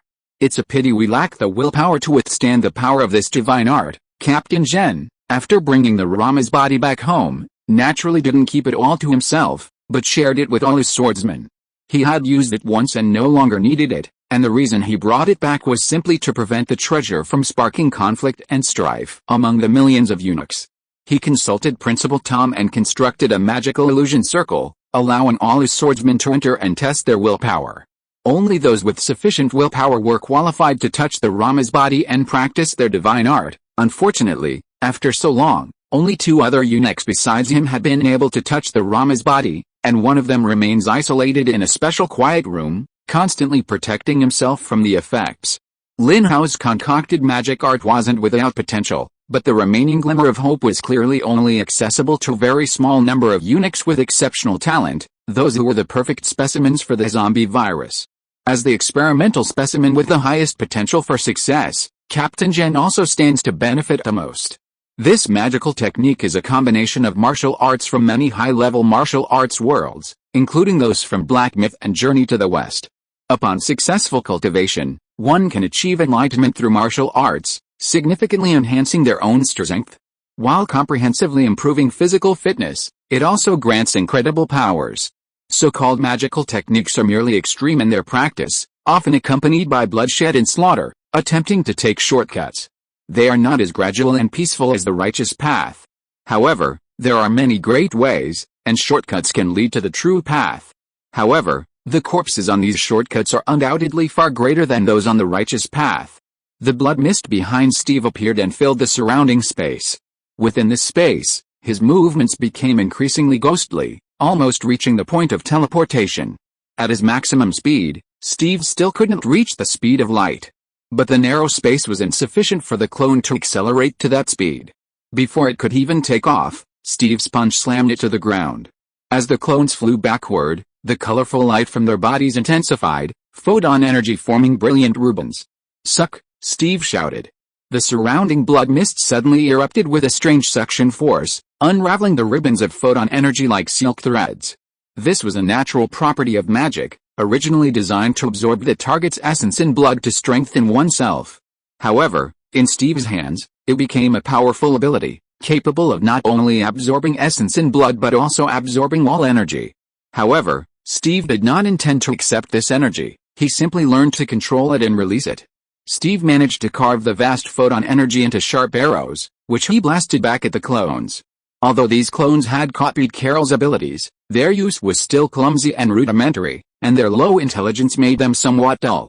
They could easily crush opponents inferior to them, but when faced with a comparable master, their weaknesses were exposed.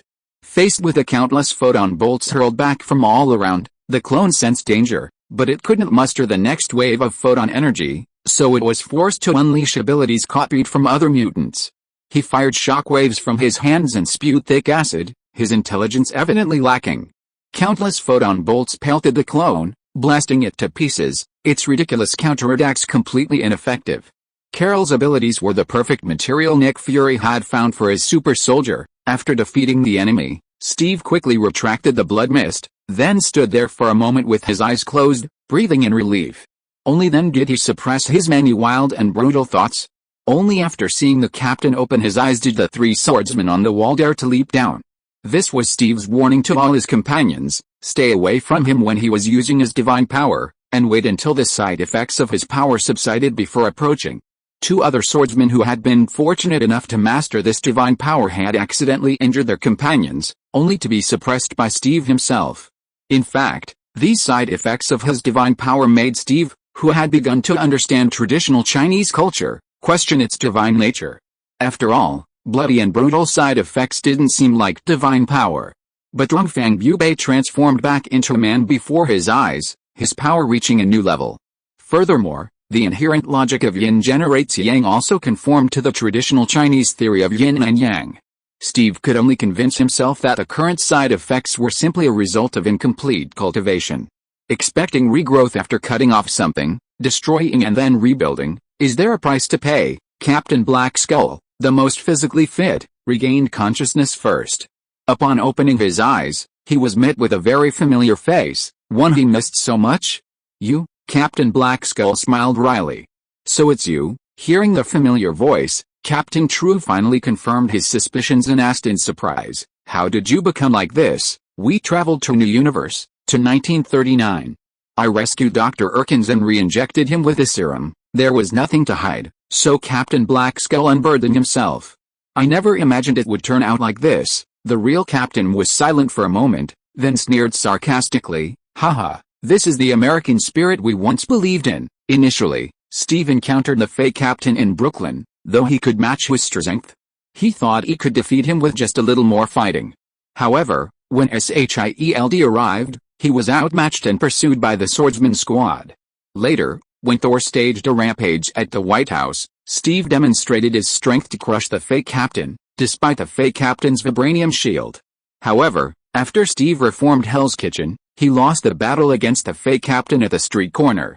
From then on, Steve had to rely on his inner strength and magic to defeat the fake captain. The fake captain was like himself in the past, perhaps weak in strength, but remarkably resilient.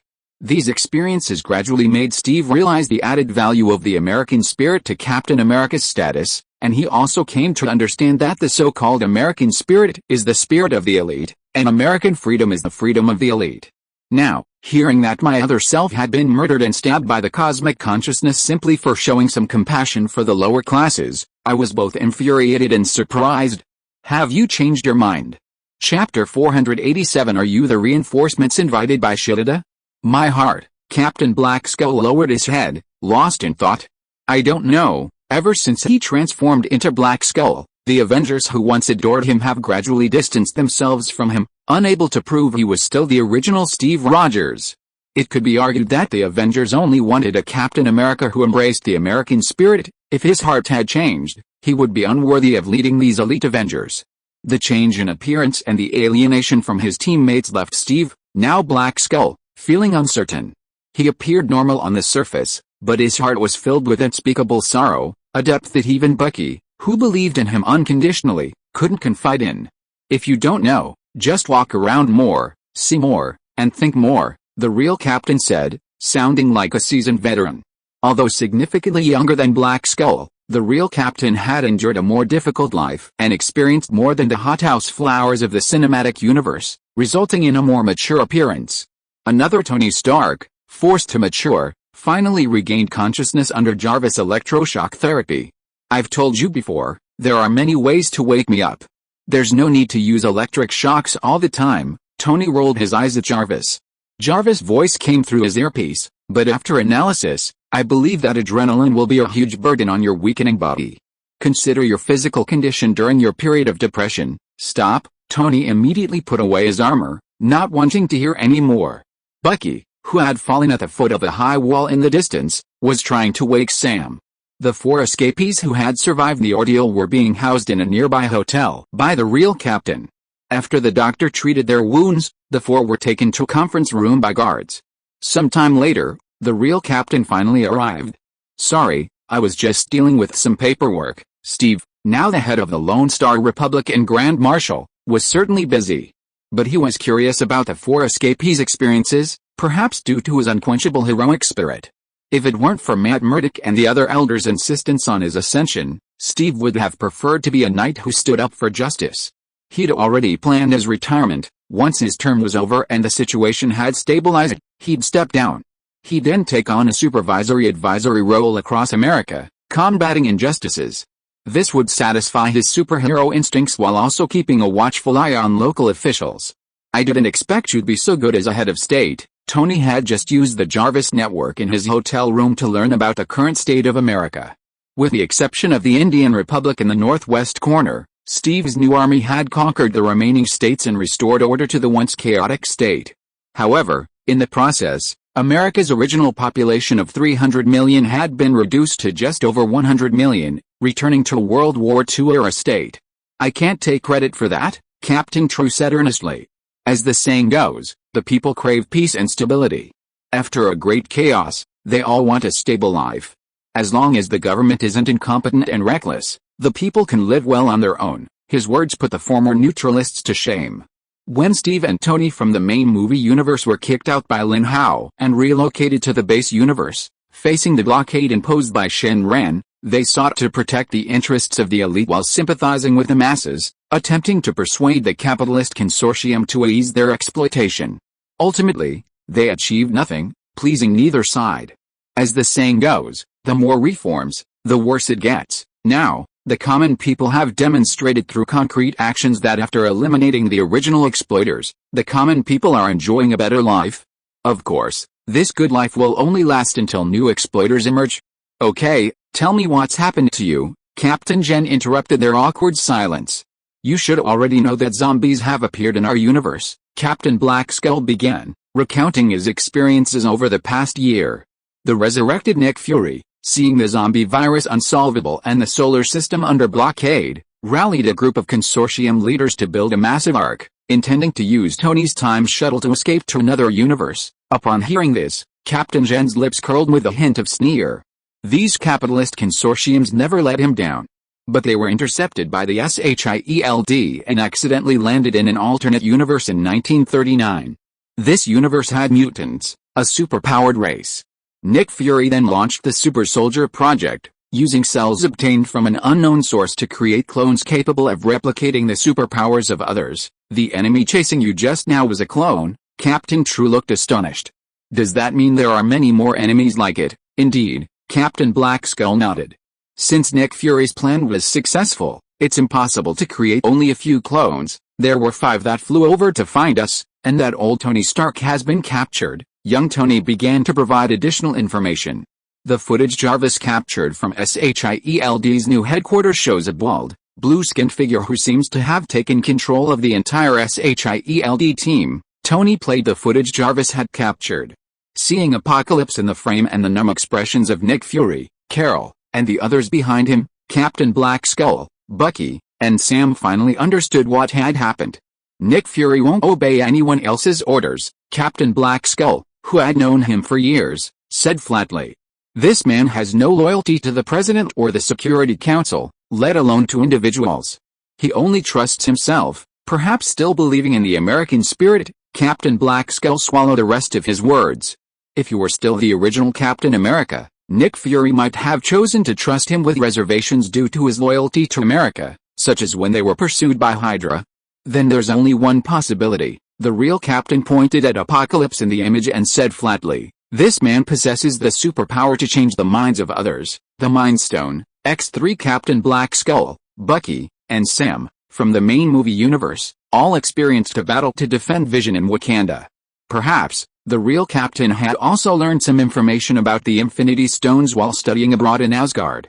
In contrast, Tony from the base universe only learned of the existence of 6 Infinity Stones after visiting the main movie universe. Tony, who hadn't experienced a Battle of New York in 2012, didn't even know about the Tesseract hidden by SHIELD. He still thought the arc reactor was something his father had independently invented. "I told you this universe wouldn't be immune," Tony teased with the air of a seasoned veteran. "If this bald, blue-skinned man has the power to control the entire world, everyone on Earth except for China, then this Earth is going to be interesting." Did SHIELD go to the new universe too? The real Captain frowned slightly. "It's all our Nick Fury's fault," Tony sneered. "He's lucky he died, and it's over. The rest of us have to live and bear SHIELD's wrath." "I think SHIELD's goal might be more complex." The real Captain pondered for a moment, then made a decision. "I'll go with you. Maybe we can resolve the conflict with SHIELD. After all, I led America down the same path they did." Chapter 488. What can I use to save you, my America? Shigeta didn't really care whether the people of 1939 were turned into puppets by Apocalypse. It was just that Lin Hao had become a demon within him.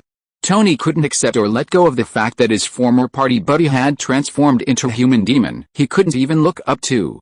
He was the mastermind behind the downfall of several American nations, the culprit behind his own decadence and despair. He was furious, and he yearned for revenge. But his talent, wealth, influence, and power were so limited that all his efforts were easily thwarted. Even his minions couldn't stand up to him. All of this shattered Tony's pride, leaving him to retreat like an ostrich. Seeing the gloomy and uncertain expression on Tony's face, the real Captain offered a reassuring, "If you can't face SHIE, you can stay." However, Stark Industries has been nationalized. If you wish to return home, you'll need to find a new job. Luckily, our new country has many opportunities. Their investigation revealed that, although Stark Industries was once an arms dealer, Tony had some integrity and had not personally harmed innocent people. As for the harm caused by arms trafficking, Steve, as head of state, couldn't comment. Even after nationalization, arms companies still needed orders to support their workers. "I'll go with you." Tony stood up, seemingly resolute. "But I'll persuade Pepper to come back." He was determined to face his fate, even if it meant being killed by a cannonball from Ivan Vanko. Of course, he hoped for a miracle. After all, even ants try to survive, but Tony Stark, whose fate was so different, couldn't afford to risk his life. Having made his decision, the real Captain informed Prime Minister Matt Murdock and, despite his usual objections, crossed a portal with a team of swordsmen as his escort. Being the head of state wasn't as satisfying as being a superhero. By the time they returned to 1939 from the underground orbit through a portal in the film's main universe, Apocalypse had already arrived in Washington, D.C., with his army of clones. He effortlessly persuaded the gentlemen in the White House and the Pentagon, and they happened to overhear Apocalypse's nationwide radio broadcast. "My name is Enshabanor, and I am the soon-to-be crowned king of the world." This simplistic declaration shocked the nation, then spread across the globe via intelligence agents' radio waves. "Your president has become my slave. Next, I will conquer America, then the world. If you wish to stop me, no problem, just come." A self-confident Apocalypse wished all of humanity would gather together so he could capture them all. At this point, the mutant beast was still a child, and the brainwave amplification device hadn't yet been invented. Although Apocalypse was a scientist, he couldn't create anything without inspiration. "This is trouble," Captain Zhen frowned. "How can we save America?" At that moment, 2 spaceships appeared over New York City, one from outer space, the other appearing out of nowhere. When the 2 ships collided, the pilots on board were stunned. "Huh? Are they trying to escape again?" Rocket Raccoon asked in confusion. "This ship," Melinda May pondered for a moment before finally confirming, Is it the alien that helped the Avengers defeat Thanos' army last year? The ship that had arrived from outer space was none other than the Guardians of the Galaxy, Star-Lord and the Destroyer. Unwilling to remain on Earth and with the film's main universe's solar system under lockdown, had fled to the 1939 universe to Rome. Initially, relying on their foresight into the future 80 years in the future, this gang of galactic thugs, both wielding both black and white forces, enjoyed a period of prosperity. Unfortunately, their good fortune was short-lived. Star-Lord and the Destroyer, both idiots, were once drunken, flattered, leaked secrets from the future, which were then discovered by the highly evolved AugoCorp Corporation. The Supreme Evolutionary then dispatched his creation, the Sovereigns, to hunt down Star-Lord and his companions. After a period of dodging, they ultimately returned to Earth. This was where the Avengers and the powerful SHIED, capable of opening portals to alternate universes, were located.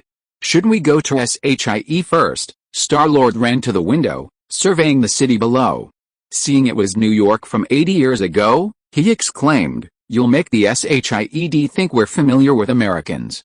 What if they get mad at us? Don't forget, you're American." Rocket Raccoon rolled his eyes and scoffed. "New York is the common location for Earth and navigation systems. How dare you say that?" Star-Lord, further enraged, ran over and shouted, "Why were you constantly going to New York during our absence? The situation on this ship was chaotic, and the situation on the other was no better. The other ship was technically just an aerospace fighter, capable of low Earth orbit and Earth's interior, but lacking the ability to travel far into space. It's called as Air for One, a spacecraft used by SHIELD agents, carrying several time-traveling agents aided by immortal beings. However, these SHIELD agents aren't from the main movie universe, numbered Earth 199,999, but rather from the short-lived Earth 616 universe in Deadpool vs. Wolverine, the same universe where producer Manhappy interviews Deadpool. Earth 616 is a unique universe, the absolute center of the Marvel multiverse before the main comic book universe evolved into the all-new Alien universe. Before the advent of the cinematic universe, all parallel universes followed the storyline of Earth 616, though variations occurred at different points in time, steering the universe in different directions. To put it bluntly, the editors used the Earth 616 universe as a template, adapting any new plot ideas they came up with. Plots that could fit into the 616 universe were incorporated, while those that couldn't were simply created as separate universes. They simply added a number. Marvel originally believed the cinematic universe could sustain itself independently, and kept mum on whether it would connect with other universes. However, after the box office success of Infinity War, they realized they couldn't reap the box office revenue alone, so they came up with the concept of the multiverse. Leveraging Disney's acquisition of Marvel and Fox, they brought standalone mutant films back into the Marvel universe, integrating Earth 616, once the center of the universe, into the film Deadpool and Wolverine. Sony's reluctance to relent would have prevented Holland's disastrous departure, which drew fan criticism for his role in Aunt May's death. During Happy's interview with Deadpool, mock-ups in the office depicted Tony and Captain America's departure, signaling the integration of Earth 616 into the Infinity War plot. It's not surprising that the plot of S.H.I.E.L.D. agents will appear. It's just that the sudden appearance of these people has once again attracted the attention of eternity outside the multiverse. Here we go again. The mysterious power appeared again, and actually opened up the connection between the Earth 616 universe and the universe of 1939. Seeing that America is in danger, you specially asked for help. At the same time, several S.H.I.E.L.D. agents on this effing number one were also surprised and puzzled. Why is it New York in the 1930s again? Shockwave girl Daisy Johnson stood by the porthole and looked down at the street scene below, with a puzzled look on her face. Should we go to 1976 to stop Hydra from launching satellites? Chapter 489 Tony, is your America also destroyed? Zephyr 1. Several SHIELD agents from the Earth 616 universe discovered they were once again in the 1930s, a scene of confusion and debate. Why here again? Gemma Simmons returned to the control panel from the window, trying to understand the reason for the destination deviation. Mike, a burly black man, clutching a tablet, shouted, "Guys, something's wrong." He turned up the volume, and the powerful announcement of apocalypse echoed throughout the cramped cabin. "Damn and Shabanor. He's the mutant apocalypse." The android Callison immediately searched the database for relevant information and displayed it. In 1983, The ruins of a hidden pyramid were discovered in Cairo, Egypt. CIA agent Morag Tagore discovered a reawakened mutant ancestor, Apocalypse.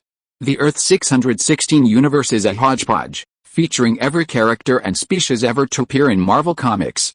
However, as part of the film universe, some of the plots have been overwritten. When Apocalypse emerged in the 1980s, not only Professor X participated in the battle, but SHIELD also dispatched personnel, leaving behind detailed information. Sounds like this is another madman who wants to take over the world. We've encountered plenty of them before, Shrug Off Daisy Johnson nonchalantly advised. Let's continue on to 1976 and complete our mission to stop Hydra. As for this lunatic, I think the superheroes of this universe can handle him, the others didn't object. After all, none of them had witnessed Apocalypse's power firsthand, not even Coulson. He joined SHIELD in the 1990s, and Apocalypse had been eliminated a decade earlier. Besides, the current androids only bore Coulson's image, not his power of decision. Just as they were about to leave, a man flew in and knocked on the window like a knock on a door. Oh my god. Steve Rogers, the android, not only had access to SHIELD's database, but also all of Coulson's memories, even inheriting his cognition and thoughts. Coulson couldn't contain his excitement at the sight of his idol. So, the time point is already 1943. The New York streetscape in the early 1940s was not much different from that in the late 1930s. Urban construction projects were inevitably cut back during wartime, and all resources were diverted to military production. Just looking at the streetscape was no way to determine the exact time point.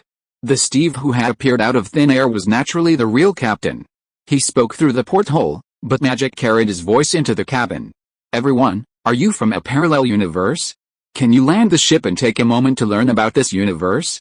There's a major crisis in America here. I believe the technology you use can ensure that no matter how long you stay here, you will arrive at your destination on time. To face the crisis brought by the apocalypse and save this universe's America, the real captain needed to unite all the forces he could. How did he know about parallel universes and time travel? Simmons frowned.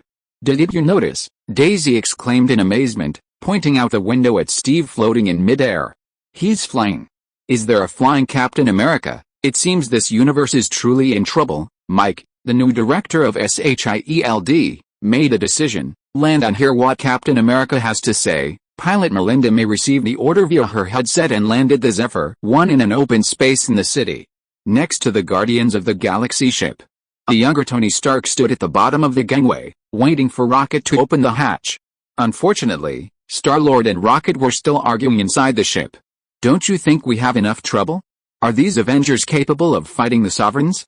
Only SHIELD can save us, Rocket retorted as he walked towards the hatch. But why would SHIELD help us? Do you know them well? You were born in America, not in China, eh? Star-Lord was speechless. He had witnessed Lin Hao's bizarre manipulations, twice erasing life and twice restoring it, and knew he was a supremely powerful being capable of wielding all 6 Infinity Stones with imperceptible side effects. With Lin Hao's help, defeating the mere Sovereigns would be a snap of the fingers. But as Rocket Raccoon had said, why would they help them? The hatch opened, and young Tony waved at them from the bottom of the gangway, neither side in a good mood. Captain America led the two groups back to Avengers headquarters outside the Empire State Building and briefly explained the crisis facing the universe in 1939. Shit, Star-Lord cursed, roaring at Rocket. See? They're going to be doomed. Rocket frowned deeply, worried for his own safety but also somewhat concerned for his fellow Avengers. However, his modified mind quickly worked, and he quickly came up with a possible solution. How about we lead the Sovereigns to this guy named Apocalypse? He doesn't sound polite, and Sovereigns are incredibly quick to react. Hey, what are you guys mumbling about? Young Tony overheard, and immediately demanded, did you get into any trouble during your time in space? A group of golden-skinned aliens wanted to capture us and interrogate us about how to travel through time, and we're just trying to be kind and remind you. Star-Lord distorted the truth, his words unintentionally distorting the truth. If they discover the portal on Earth, this planet won't belong to us anymore. Then, feeling that this wasn't quite right, Star-Lord corrected him. Sorry, America might be doomed, but SHIA will protect their country. Is there SHIA in this universe? Simmons, Daisy, and Mike asked in unison. Melinda's face darkened, as if she were recalling many painful memories. the all-embracing universe of Earth 616 naturally exists. The organization known as SHIELD, though ostensibly established by China after the Infinity War, modeled after SHIELD even counting from the moment Thanos snapped his fingers, including the 5 years of the sniper, it's only been 6 years, seemingly no match for SHIELD, which boasts decades of history. However, only SHIELD agents know that this organization has considerable pedigree. While its overall strength may not align with SHIELD, it's still a formidable opponent. As both are spy organizations, they collaborate on the surface, but they also engage in covert struggles. Melinda, a Chinese descent, has participated in operations against SHIELD before. Has your America been destroyed, too? Tony said, a hint of gloating on his face. Chapter 490 Reactions from all sides. Captain Black Skull was too embarrassed to confront this alien visitor, and the current situation didn't allow them to waste time, so he decided to remain invisible and hide behind the scenes. Fortunately, he had Bucky by his side. The situation is looking grim. The Japanese invaders from the west have already reached the outskirts of Los Angeles. Troop transports are increasingly numerous on the state highways heading south from Washington state. They're reinforcing their forces, but there's another apocalypse in the east. Inside the satellite dispatch room at Avengers headquarters, Black Skull Steve stared at the satellite feed on the screen, wanting to frown, but finding none. While America's elite eagles were busy in the east, the Japanese invaders from the west were also busy, avoiding San Francisco and heading south to Los Angeles. Due to Los Angeles's vast area and its status as the headquarters of Western financial tycoons, the U.S. Army currently had only 4 infantry divisions and 1 armored division, one of which was stationed in Los Angeles, along with a tank battalion, for a total Army strength of nearly 20,000. The San Diego Naval Base had already sent reinforcements north when the Japanese invaders were blocked at the Columbia River. Faced with a threat of war, Los Angeles's corporate bosses have spared no expense in expanding their military arsenal. Arms companies are operating at full capacity, offering free guns and ammunition to any citizen willing to enter the trenches outside the city, along with a generous combat allowance. Driven by profit and to protect their property and families, many Angelinos have joined the trenches. Although these individuals have no military training, they are generally skilled in firing weapons. Commanders don't need them to charge, they simply need to be willing to hide in the trenches and fire their weapons. In times of crisis, armed individuals willing to fire are a rare commodity. Without the incentive of money and the desire to defend their homes, even these armed citizens wouldn't have assembled. Having lost their advantage in sudden attack, Itagaki Shishiro's plan to capture this heavily armed American West with just a single Imperial Guards division proved unrealistic. The Japanese were forced to halt in Simi Valley, a hilly area northwest of Los Angeles, to gather the Imperial Guards divisions that had surged down the coastal plains while requesting reinforcements from headquarters. Upon learning that Itagaki Shishiro had captured territory exceeding the mainland archipelago in a remarkably short period of time at a minimal cost, the headquarters naturally opted for additional deployment. Newly recruited soldiers, barely even completing their training, were dragged to the wormhole outside Tokyo and crammed in.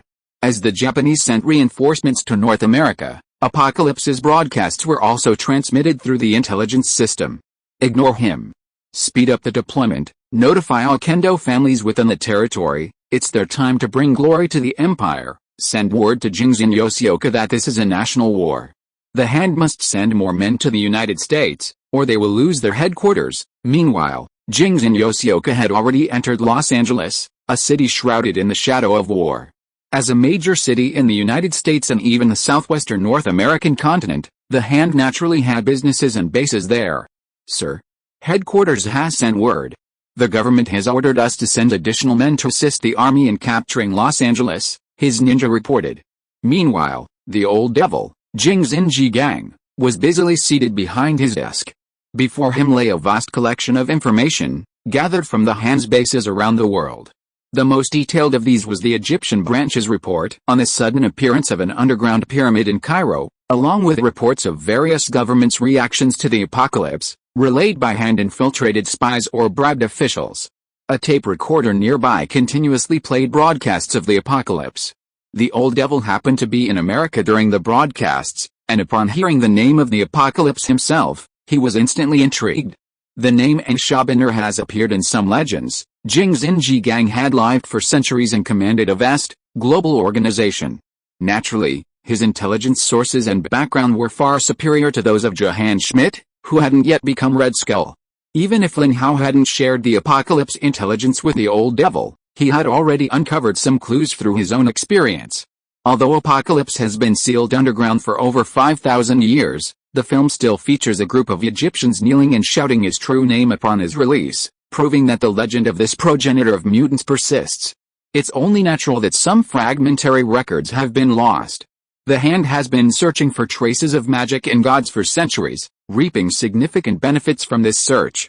Naturally, they've increased their investment in this area, inevitably uncovering ancient texts documenting Apocalypse's deeds. While most are distorted, Jingzhen Yoshioka has his own judgment.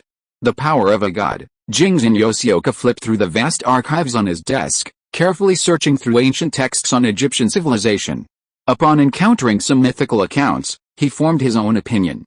No, this description is more like a mutant, and Enshabener is the only true god, capable of granting his messengers even greater powers. Upon seeing this record, the old devil's eyes lit up. Even more powerful? Could it be? Jingzhen Yoshioka couldn't believe his own guess, as the sudden thought was too terrifying. If it turned out as he imagined, the Hand's strength would see a dramatic leap forward. The so-called divine messenger must be a mutant. Mutants' abilities are innate and require training to enhance, but this guy can actually help the divine messenger increase his power. If we capture him, wouldn't all the mutants in the Hand instantly become stronger? Years ago, Jingzhen Yoshioka began consciously adopting mutant children and training them to become excellent ninjas. This is now the Hand's most important force. If this man named Apocalypse can enhance the mutant superpowers, his godsons will be even more powerful. Tell those guys back home that the Hand will not miss this war. The old devil's eyes were filled with greed. Apocalypse seemed to have achieved his goal. The world was in turmoil over his broadcast, and America was about to become a brutal battlefield. Lin Hao also relocated the Celestial Palace above the Eurasian continent, floating above the clouds. He also dispatched several Divine Spear Bureau ships to patrol the area. Sovereign ships had already appeared in the sky above. These sovereign ships had pursued the Guardians of the Galaxy all the way to Earth. The Supreme Evolutionary was intrigued by the methods used to connect with other parallel universes. With more resources, his dream of creating a perfect race of life might be realized. True Lord, do you still have the immortal formation? Do you think the materials for the formation are free? Yang Jian rolled his eyes at Lin Hao. The immortals of the journey to the West World wouldn't carry around multiple sets of formation materials for no reason. They weren't Han Xianzhen, who carried all his belongings on his body. Yang Jian only brought the set because he was on a mission to capture Sun Wukong, so he packed all the equipment just in case. Currently, this formation is protecting China in the film's main universe, where the Earth is overrun by zombies. Without it, over 1 billion people would be devoured in an instant by the zombies' predatory tactics. This little spaceship shouldn't be too much of a challenge, fellow Taoist, the great sage approached. This pile of scrap metal isn't much, but the modified rules of the universe will continually send new reinforcements to America, many of them powerful. Lin Hao frowned slightly. Really? The great sage beamed, flexing his hands and saying with a smile, Sun Wukong, can finally stretch my muscles. Chapter 491, Gold-Skinned Man vs. Blue-Skinned Man. The Sovereign spacecraft, docked in low Earth orbit, scanned Earth. They couldn't find the Asgard, enshrouded by a formation, nor could they detect a more technologically advanced SUMARD spacecraft. However, they did discover several strange structures on the North American continent. These structures, hundreds of meters tall and hundreds of meters long, stood aloof in the heart of the city, like a solitary wall. It was the wall Tony Stark had built using construction robots to conceal the portal to the main universe of the film. Surrounding the wall was another perimeter wall, guarded by military and police. Are these Earthling temples? The Sovereign spacecraft were all unmanned, and thanks to their advanced quantum communication system, they could directly view the distant interstellar battlefield from their own planet. Wait, the people on this continent look a lot like that little scoundrel Star-Lord? Without the seemingly concealed 100-meter-long structures, under the influence of the new cosmic rules, the Sovereigns would have been unable to locate North America in the first place. They would likely have had to search around the Earth to find a real target. However, The sight of these strange structures diverted their attention. The cosmic rules, altered by an unknown force, merely buffed America, a passive skill that didn't actively alter the minds of other beings. Go down and see, we must find those damned bugs, the Sovereign Queen gritted her teeth. Not only was she determined to complete her mission as the Supreme Evolutionary, she also wanted to tear Star-Lord's mouth apart. The hatch of a large mothership opened, and a stream of small aerospace fighters filed out, easily breaking through Earth's atmosphere and descending upon America. The dense swarm of aerospace fighters filled the sky, each one larger than their current transport planes and lacking propellers. Japanese planes? Are they attacking us? No, this is... Someone with a bit of experience suddenly realized, aliens are invading America again, oh my god. Just now some lunatic said on the radio that he'd kidnapped the president, and now aliens are invading again. Is America doomed? At Avengers headquarters, Captain Black Skull spotted the Sovereigns in low Earth orbit via satellite and quickly informed the real captain, Steve Rogers, the Guardians of the Galaxy, and the agents of SHIELD, who were in a meeting. Everyone, bad news. Alien ships have just arrived on Earth. Steve looked at Star-Lord and the others and said gravely, I think they were the Sovereigns tracking you. Star-Lord's eyes wandered, not meeting Steve's gaze. This time, they were indeed the cause of the trouble. Don't get excited. Let's wait and see. Maybe that guy named Apocalypse will take the initiative, and we'll see what he's capable of. Star-Lord was very clever when it came to shirking responsibility. As he expected, Apocalypse, who had already occupied Washington, saw the large number of aerospace fighters descending on Earth, and his expression turned cold. This reminded Apocalypse of the Zerg invasion of Earth over 5,000 years ago. He had been a mere general under Imhotep, but now, with him gone, he was destined to reign supreme. Go, take the spaceship from the sky. Apocalypse's ambition was undisguised, his voice aloud, becoming the king of Earth isn't my destiny. At that moment, Apocalypse felt a sense of destiny. Just as he was about to reign, aliens presented him with a much-needed spaceship and star map. It was like finding a pillow when you're sleepy. At a command, 10 Gaia clones soared from the vicinity of the White House. Each of them targeted a space fighter, and with their bare hands, they easily broke through the thin energy shield and entered the aircraft, only to find it completely empty. Not only was there no one, but even the pilot's seat and control panel were missing. The clones were again in a dilemma. How could they seize the spaceship? After a moment's deliberation, they each chose their own options and flew out of the cabin again, enveloped in a shimmering light. They grasped the fighter's hull with their arms, forcibly redirecting their flight and dragging it back to the ground. 10 clones, clutching their aerospace fighters with their hands raised high, ran to Apocalypse to deliver their orders, their faces blank. Seeing the bizarre maneuvers these clueless clones pulled off, Apocalypse's mouth twitched slightly. That's not what I want. While the clones were powerful, they were nowhere near as attentive as his former 4 horsemen. However, their loyalty and unwavering commitment convinced Apocalypse to accept their idiocy. Forget it, let's head out into space, attack the mothership, and make sure they don't escape. The clones then returned to their new mission. Thus abruptly began the war between Apocalypse and the Sovereigns, far away on their home planet, witnessed the clones' immense power. Our Earthlings so formidable, damn. Even if they were hit by energy cannons, they're unharmed, they're so fast, shit, they're blown up. A blinding red alert flashed across the screens before each pilot, signaling the destruction of their fighters. The Sovereigns' war was like a game, only fighters and spaceships were lost, while the precious pilots were always left safe behind. Seeing one aerospace fighter after another destroyed, the Sovereign's face contorted as she screamed, "Send troops! Send more spaceships! Destroy this damned planet!" The Sovereigns were a perfect race created through biotechnology by the Supreme Evolution. They possessed tall stature, handsome beauty, exceptional intelligence, and a refined taste for perfection. However, other cosmic civilizations viewed these gold-coated creatures as spoiled, incapable of taking any losses. After creating the Sovereigns, the Supreme Evolution quickly discovered flaws in their experiments, drawing on their experience to develop a new perfect race. As for the Sovereigns, they became Ogakop's bodyguards and thugs. The Sovereigns were unable to resist the Supreme Evolutionary's orders. Now their creator needed to capture Star-Lord and his crew, and Her Majesty also wanted revenge. Naturally, the others ignored his attempts to dissuade him, instead quickly carrying out his orders. A new fleet set sail for Earth, and on Earth, Apocalypse discovered the alien vessel was empty. This thwarted his plan to control the puppets. He only had an empty ship, and it would take time to decipher the Sovereign's systems, otherwise he wouldn't be able to operate them. Without puppets to control, they couldn't immediately form a fighting force. No way.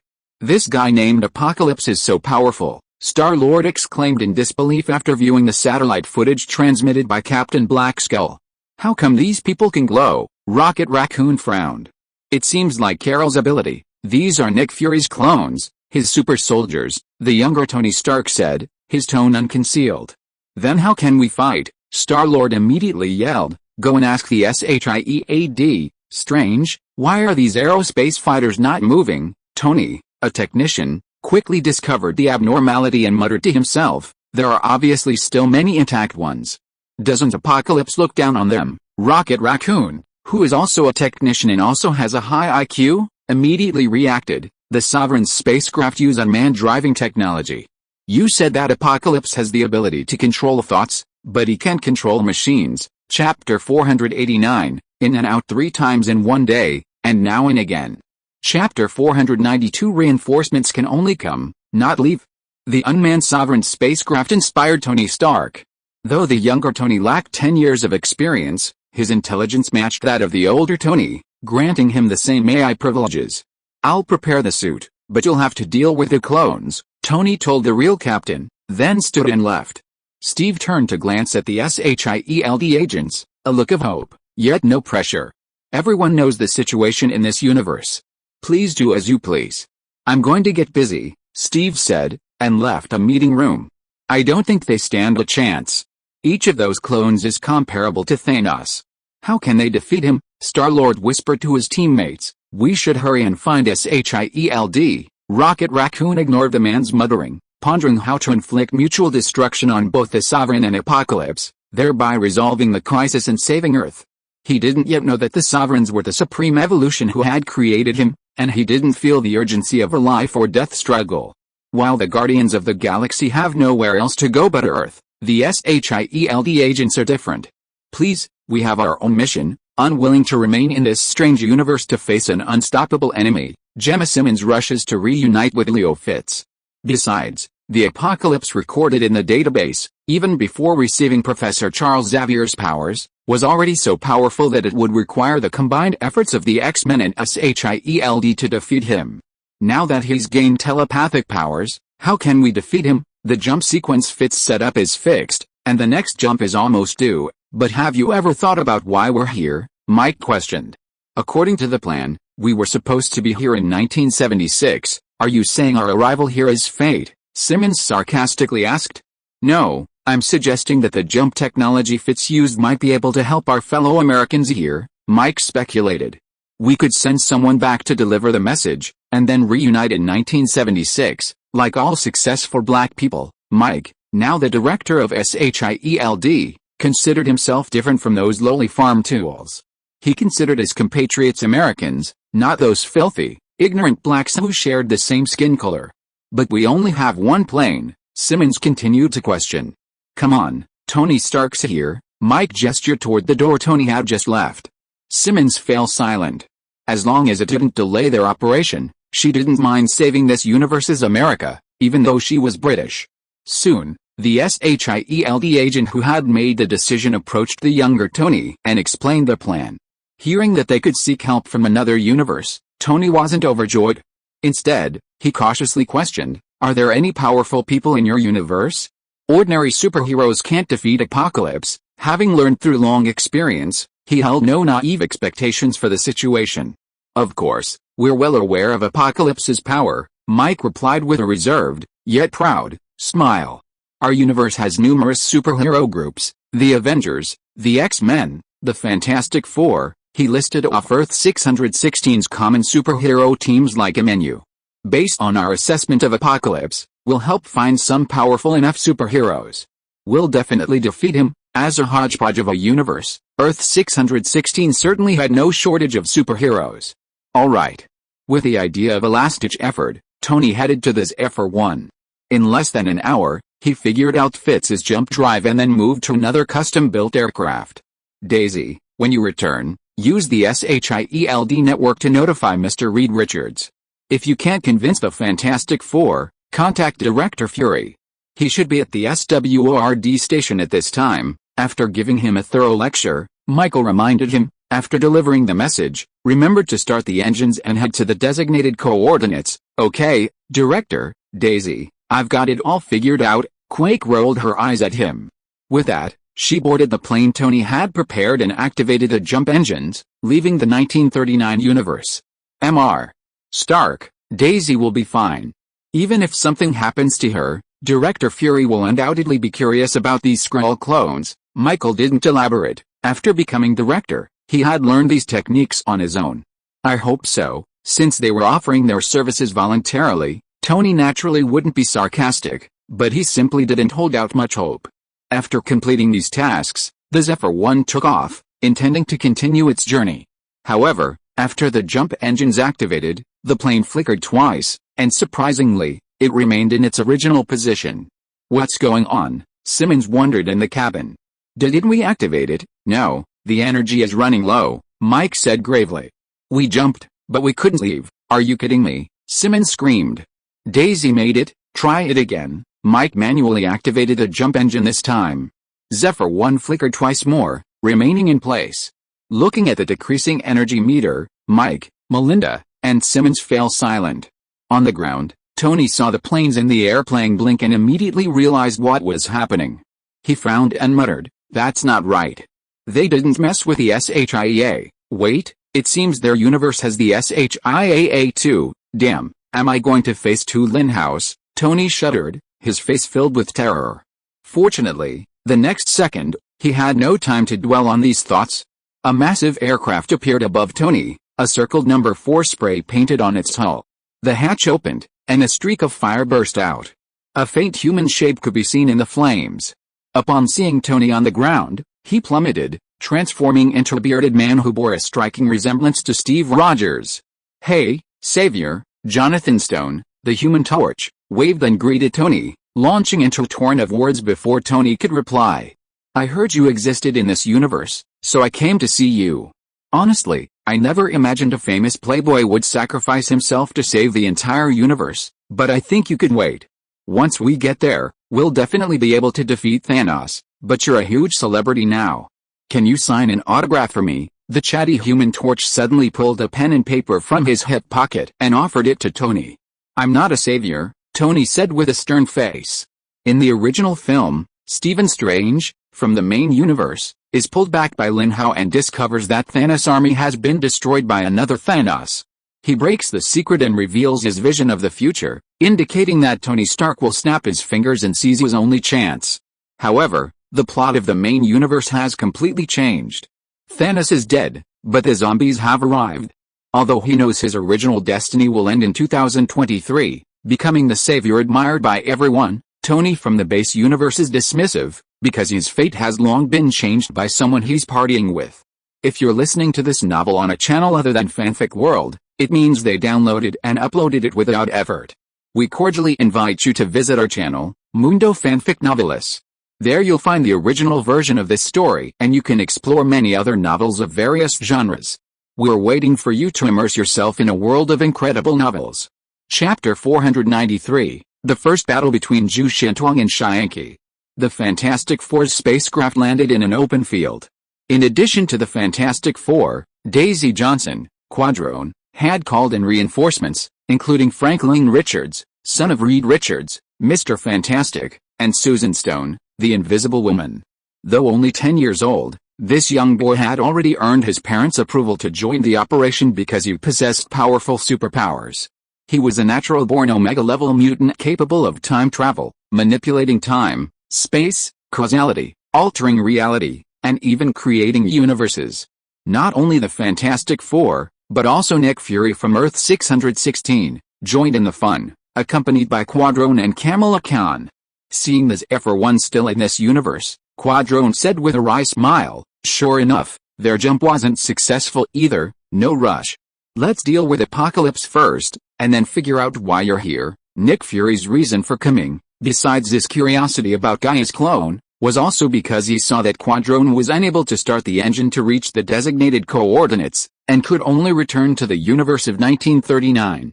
So this black salted egg, now sprouting white hair, wanted to find out. Behind the three of them were the Skrull Talus and his daughter, Gaia. Upon learning that another universe had successfully cloned Gaia, Nick Fury immediately developed feelings for his friend's daughter. Every black salted egg in each universe suffers from paranoia. Ever since learning of Gaia's uniqueness, Nick Fury had coveted their special abilities. He never imagined his alternate universe self would actually act on them, and succeed.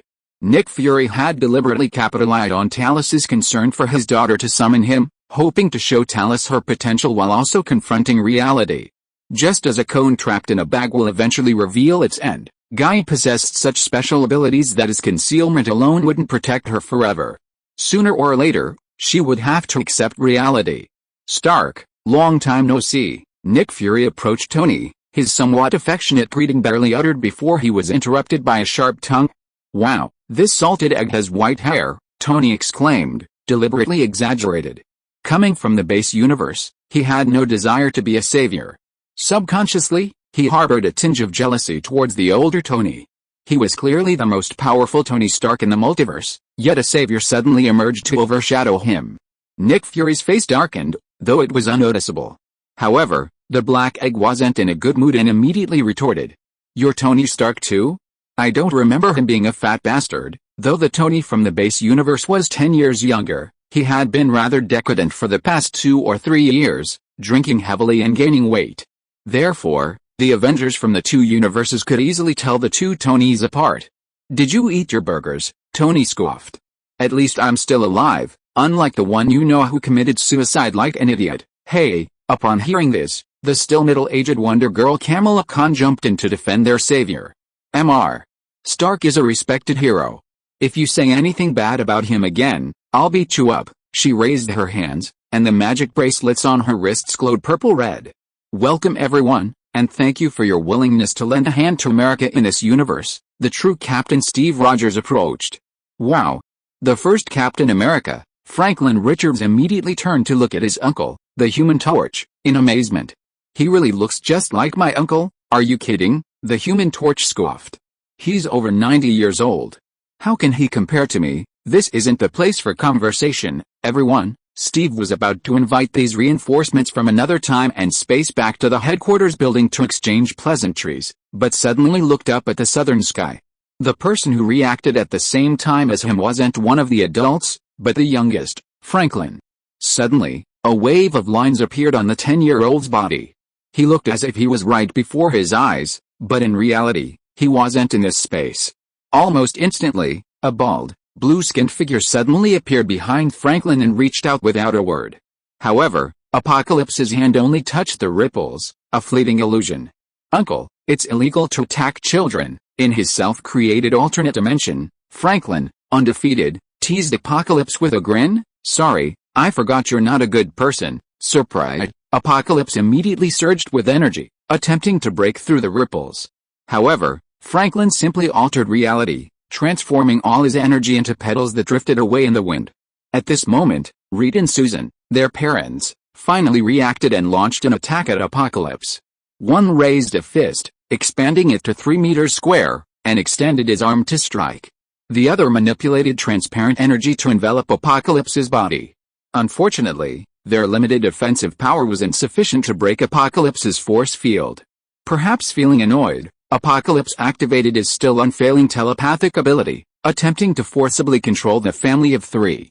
Apocalypse had been waiting at the White House for the arrival of the Loyalist army so he could capture them all. Instead, he first spotted the Sovereign's ship, and soon after, he sensed a super-powerful mutant in the direction of New York, which led him to teleport over. Franklin, this little brat's superpowers were all powerful abilities beyond Apocalypse's reach. The venerable mutant's millennia of accumulated experience couldn't compare to Franklin, who was forced to work by an editor. Seeing the imp in front of him effortlessly transforming space and reality, Apocalypse's millennia of experience and cunning were unsettled.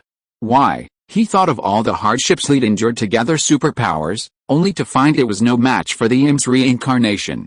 The more he thought about it, the more he wanted to capture the imp and seize his powers. His telepathic abilities instantly intensified. Not only did Reed and Susan's expressions stiffen, but everyone nearby, with the exception of Steve, also froze. HMPH, Franklin, within his own space, raised his hands, his reality-altering powers continuing to activate, erasing Apocalypse's influence on those around him. The others gradually regained consciousness, only to face the next wave of Apocalypse's influence. As the two sides reached a stalemate, Steve, having resisted the telepathic influence, thrust his lightsaber at Apocalypse.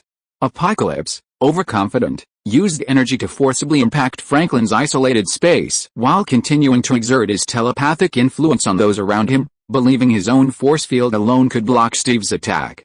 However, the magical lightsaber broke through his force field and pierced into the blue skin. Apocalypse suddenly turned around and stared at Steve. "Very good, I'll remember you," he said, then teleported away. After the exchange, Apocalypse realized his own overconfidence and planned to return to gather his troops. As for his injuries, Apocalypse, possessing a self-healing factor, paid no heed. Though the enemy retreated, Steve recalled the sensation of entering Apocalypse's body. A little tight. "This guy's body is also very strong, looks like there's no time for a welcome dinner." Tony covered his head with a look of discomfort, and said with lingering fear, "He will be back with an army of clones at any time." Chapter 494, New York Bombing. Despite having lived for thousands of years, Apocalypse has never learned the art of war. His powerful superpowers allow him to disregard the so-called art of war. It could be said that his strategy is simply reckless. He originally thought that after acquiring his coveted telepathic powers, he would easily rule the world. However, he unexpectedly discovered a mutant, a child with a cheat device, who had been born into the very heart of Rome. Born in a small tribe in the African wilderness, and having wasted thousands of years to reach his current state, Apocalypse felt the injustice of fate and desperately wanted to acquire the child's superpowers. Undeterred, he ordered his army of clones to fly at full speed to New York, then teleported there. Having witnessed Franklin Richards' ability to alter reality, Apocalypse left his brainwashed puppets behind, leaving them in the White House to await the arrival of his loyalist army. However, these 5,600-year-olds hadn't grasped the essence of America. Upon hearing that the president had been captured, the state leader's first thought was not to rescue him, but to replace him, or even to abandon him altogether, thus expanding their autonomy. The western states, in particular, were facing an onslaught of Japanese troops. It would be fine if the Federation didn't send troops to repel the enemy, but were they expected to rescue the president? With what? Following the successful cloning of Gaohua, Nick Fury had created a second batch of 100 clones. If it weren't for a temporary shortage of resources, Black Salted Egg would have been eager for as many as possible. After one was killed by the real captain, Steve Rogers, Apocalypse still had 100 clones at his disposal. The 100 clones, including Gaohua, were shrouded in colorful light and floated above New York City, their formation dispersed and separated by a considerable distance. Their light speed ability was practically useless in confined spaces, a fact Apocalypse, with his intelligence, readily realized. Multiple clones were particularly vulnerable to congregating. After careful calculation, Apocalypse arranged the 100 clones in a sphere, with his original form naturally at the center. This way, no matter which angle the enemy attacks from, they'll be blocked by clones emanating from all four directions. Even if an enemy teleports directly to the center of the sphere, there will be ample clones nearby to provide support. Gazing at the spherical formation created by Apocalypse high in the sky, American superheroes from different time and space frowned on the ground. Those who understood it found it daunting, while those who didn't were simply stunned by the sheer number of them. So many, Marvel girl Kamala Khan muttered subconsciously. Do they all possess Aunt Carol's powers? The girl, who also controlled photon energy, was well aware of Carol's strength. Even if these clones possessed only half her power, they would still be able to overwhelm them with their sheer numbers. Damn. My range of power can't reach New York City. Franklin Richards, nicknamed the Concentrator, saw a brief glimpse of the future through his time-controlling superpower. Here they come. Get out of the way. Captain Marvel not only glows with light and possesses powerful melee combat abilities, but can also fire photon energy as energy cannons. Then, 100 clones in the sky raised their hands and instantly unleashed 200 beams of photon energy, bombarding New York City, particularly Manhattan, where the superheroes gathered. Franklin could only modify reality within his range, transforming the energy beams into colorful bubbles. Other areas could only endure the bombardment. In an instant, buildings in New York City collapsed, the ground cracked, and wailing filled the air. It hadn't been long since Apocalypse's broadcast. Although Queen Daisy Johnson had spent 2 or 3 days convincing reinforcements from Earth 616, the timeline had been set to a second after she left, effectively seamlessly.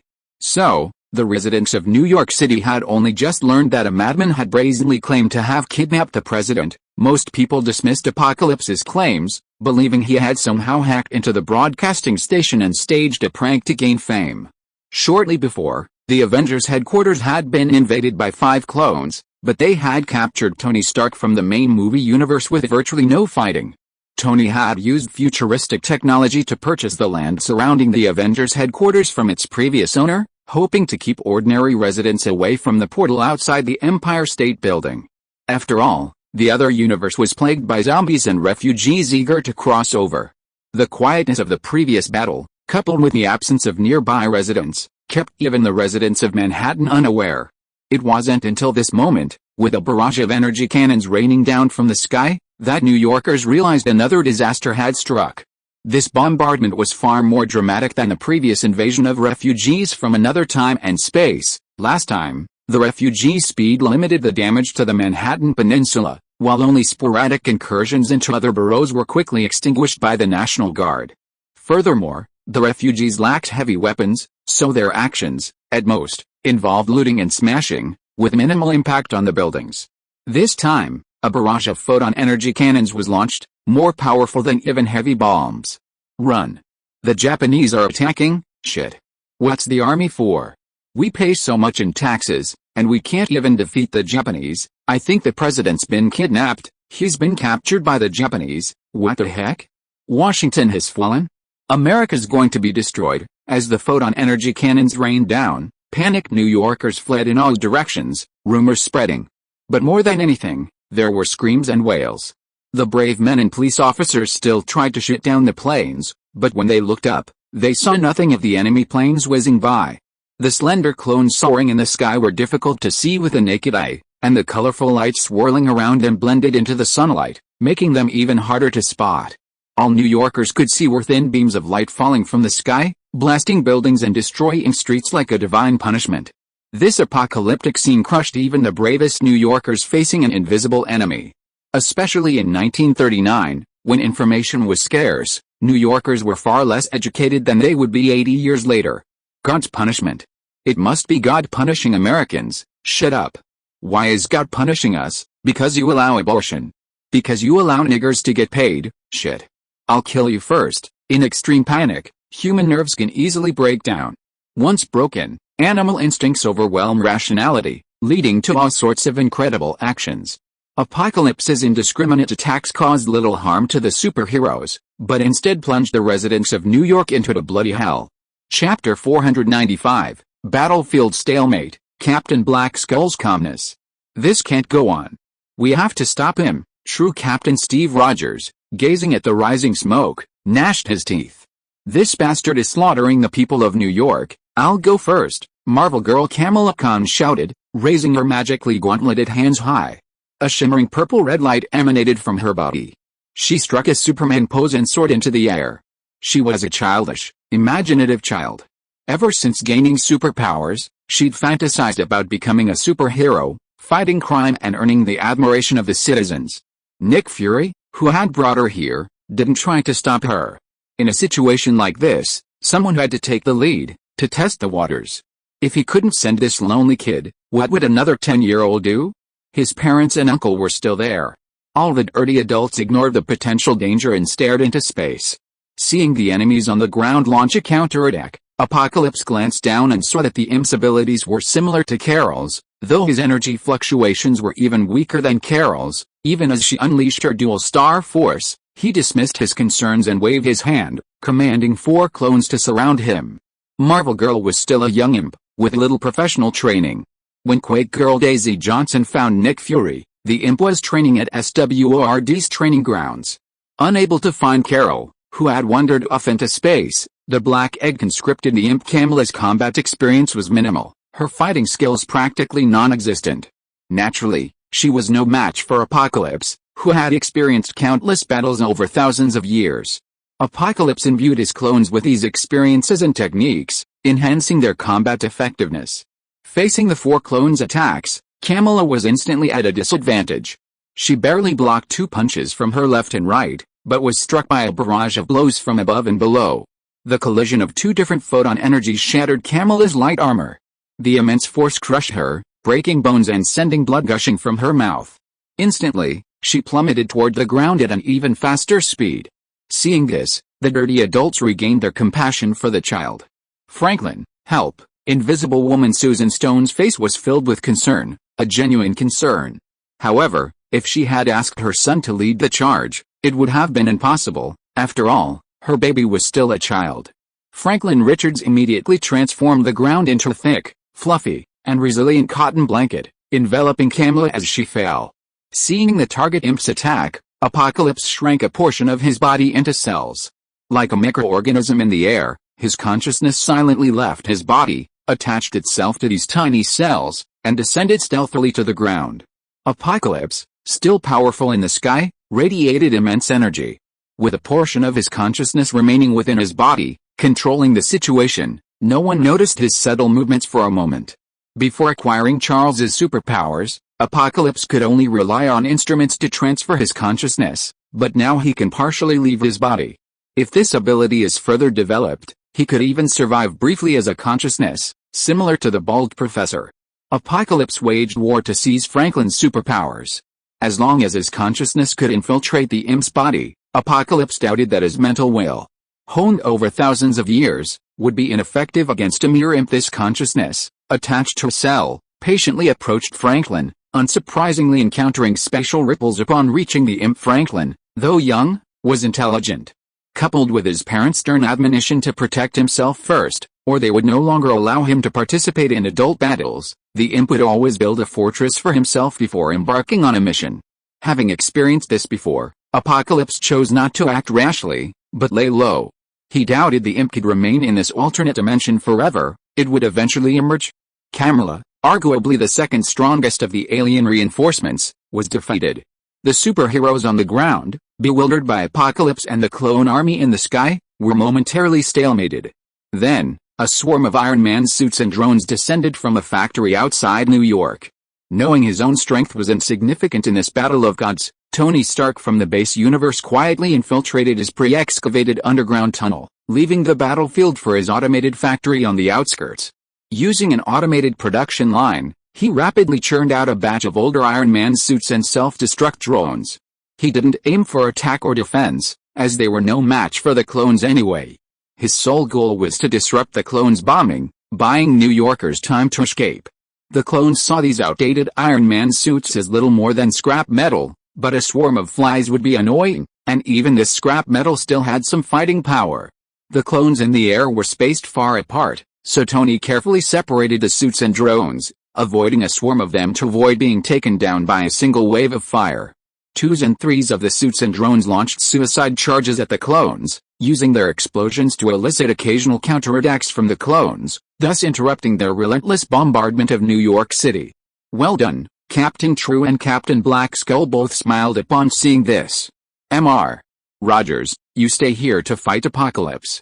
I'll take Bucky and Sam to rescue the citizens. Captain Black Skull, while reluctant to confront the superheroes from another dimension, to avoid internal friction and waste time, didn't mean he was willing to lay low and give up. However, his strength simply couldn't handle the current high-level battle. Without the bonus of the cosmic consciousness, and even facing its malicious ridicule, he couldn't possibly stand a chance against a powerful enemy. Therefore, Captain Black Skull could only seek out less challenging missions. Captain True was silent for a moment, only replying through the communicator, "Then keep your best efforts. You might not, but you will definitely face the cruelty of human nature." "I'm prepared," Captain Black Skull smiled. Bucky, standing behind him, tried to persuade him, but couldn't find the reason. He could only respond in a low voice, "Whatever you decide to do, I'll be with you." "Me too," Sam replied. If the Steve Rogers he knew still cared about the people of New York, then this current Black Skull face wasn't a true reflection of his inner self, and therefore worthy of his continued following. "Let's go." Captain Black Skull strode out with great ambition, ready to face the predictable situation. How many New Yorkers, seeing this black skull face, would believe he was a good man. Chapter 496, The Fantastic Four are not magical, they rely on their sun to take care of them. On the streets of New York, a continuous barrage of photon energy continued to rain down from the sky. Apocalypse clearly intended to continue his feint to the east, attack in the west tactic. He used the casualties of innocent civilians to inflame the superheroes, encouraging them to engage the clone army and thus concealing his deadly plan, hidden near Franklin Richards. Apocalypse cared little for the loss of his clones, nor for the casualties suffered by the New Yorkers. He was solely focused on achieving his own goal. The superheroes were unaware of Apocalypse's true intentions. Although they had received intelligence shared by Nick Fury before their arrival, knowing that Apocalypse could steal the superpowers of other mutants, they had no idea of his newly developed tricks. Seeing Apocalypse's impatience in launching an attack was only natural. They would have launched a surprise attack while the enemy reinforcements were still stabilizing. "No, there's no way I can get in." Jonathan Stone, the Human Torch, attempted a few attempts, relying on his supersonic flight, but he was unable to break through the clone blockade. Instead, he was struck by the clone's energy cannons, falling to the ground, silenced. After two of their flying reinforcements were defeated, the superheroes realized they couldn't engage Apocalypse in aerial combat and had to find another way. "Franklin, we can't passively defend. We must change the enemy's location. Ideally, trap the clone in a separate space to create an opportunity to approach Apocalypse." Team leader Reed Richards, one of the Marvel Universe's most intelligent individuals, quickly came up with a feasible solution. "My dear father, have you forgotten the limits of my abilities?" The youngster's tone betrayed another harmonious father-son relationship. Born with multiple powerful superpowers, Franklin Richards was clearly not the perfect child in his parents' eyes. Coupled with the youngster's high IQ, he was naturally precocious and opinionated, leading to numerous conflicts with his equally powerful parents. The lack of a father-son exchange of words was a result of restraint on both sides.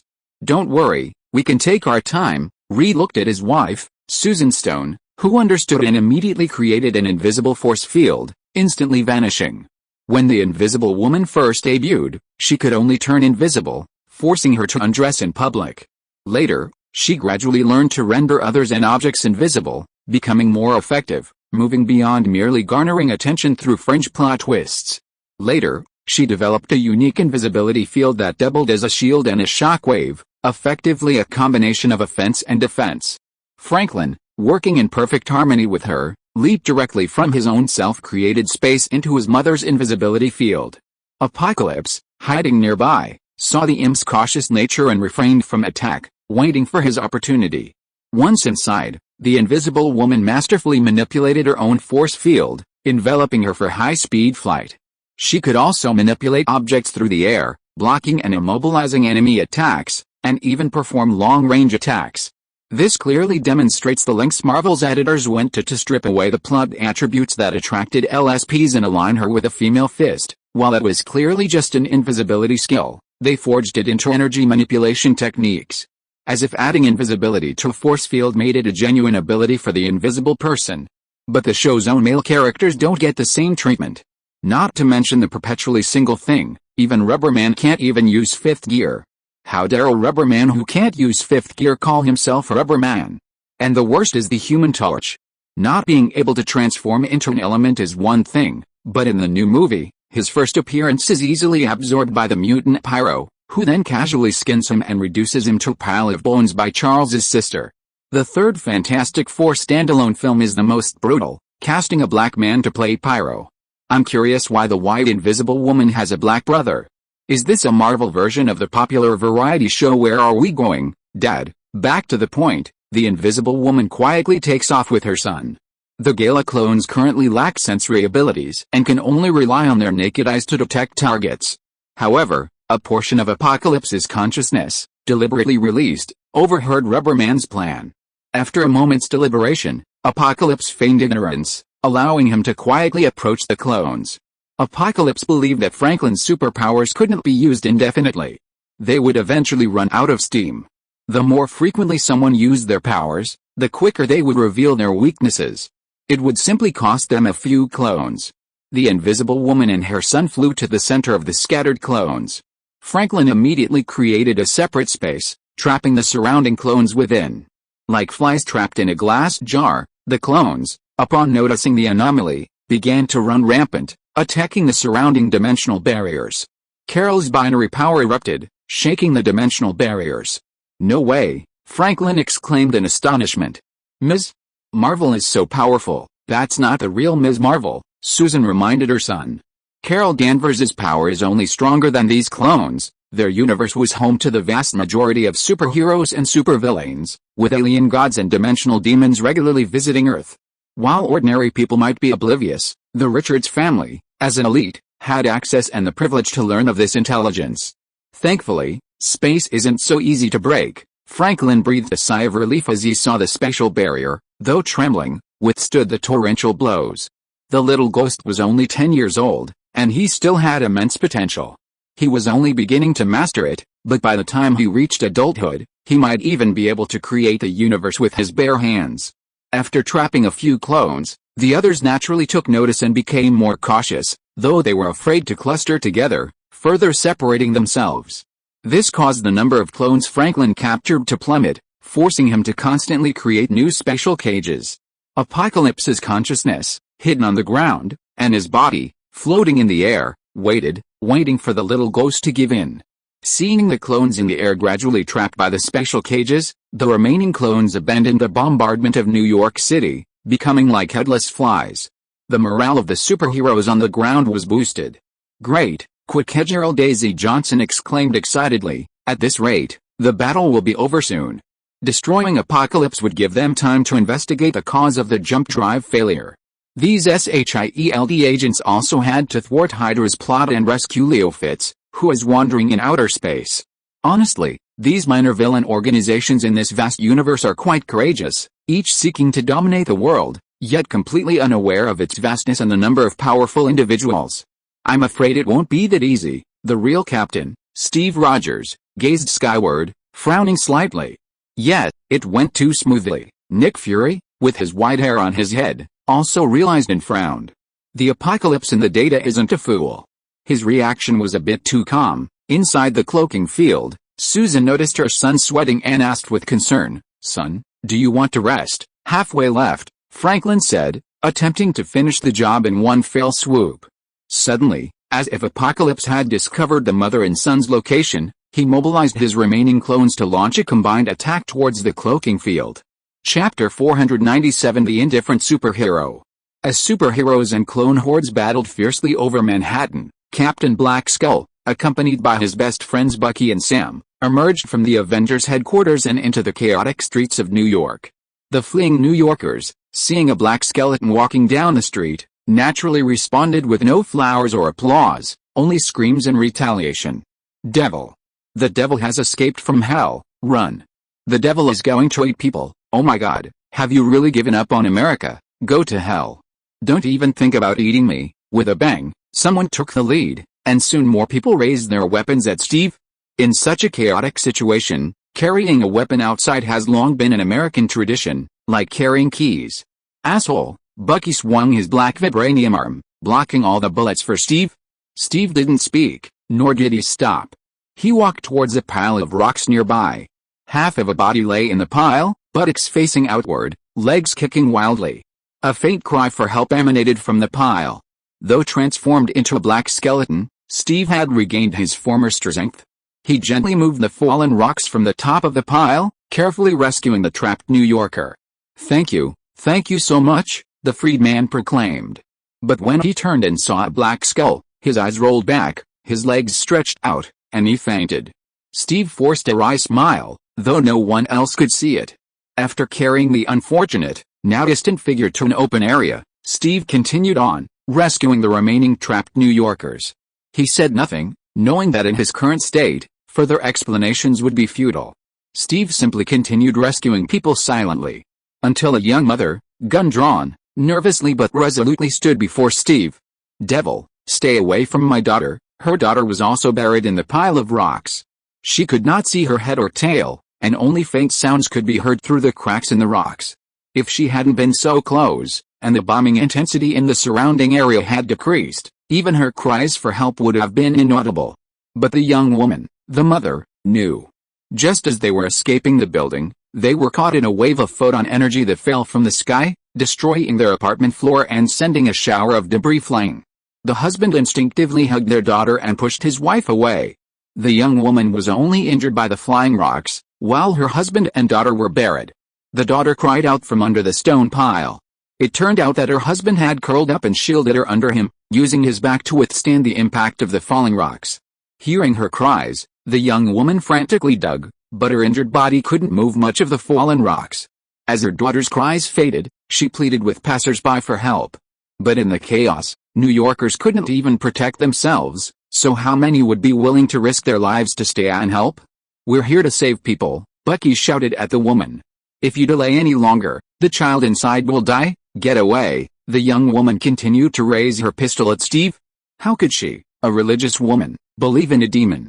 Steve didn't hesitate. Hesitation would have meant abandoning the child in the rubble. He tossed his vibranium shield to Sam and stepped toward the young woman. "I said, get out." The young woman fired without hesitation. Steve didn't even dodge, letting the bullet hit him. Steve, Bucky, disgusted by the sight, immediately raised his fist to strike the woman. "Bucky," Steve shouted, continuing to advance. He extended his dark bone claws, gently grasped the woman's trembling hands, and wrenched the revolver from her grasp.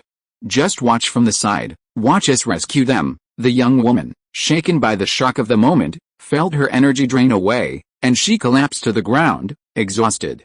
Steve tossed the pistol aside, stepped around the woman, and reached the pile of rocks. "Steve," Bucky said, hurried over, looking at the 4 bloody holes in his friend's chest. "It's okay," Steve quipped with a smile.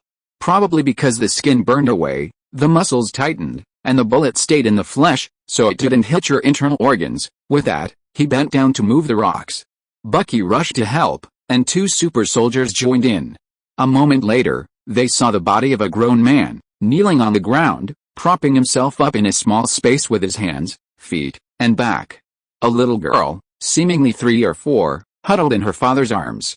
The man's back was shattered, his body bent erratically, yet with incredible fortitude, he held his daughter alive, even as his chest was pressed against hers.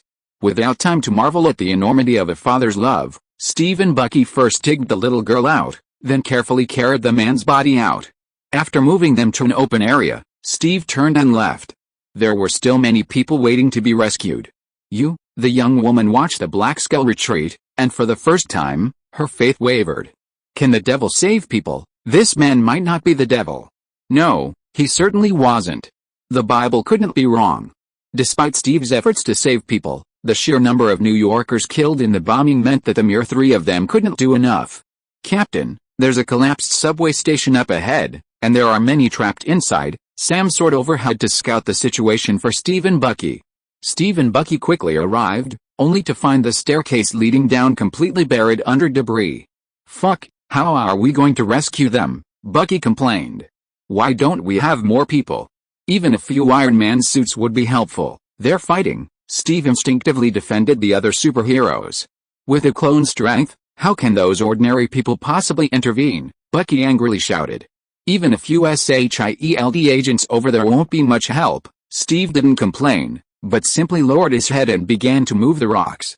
Sam, watching from above, couldn't bear the sight and immediately reported to Jarvis, who was in charge of the control system, via his communicator. "Many civilians have died in the city. More rescue efforts are needed." Jarvis relayed the situation to young Tony Stark and the real Captain Steve Rogers, both hailing from the troubled base universe of America. The former, who was overseeing the production of Iron Man suits and drones in the production hall, remained silent for a moment after hearing the report.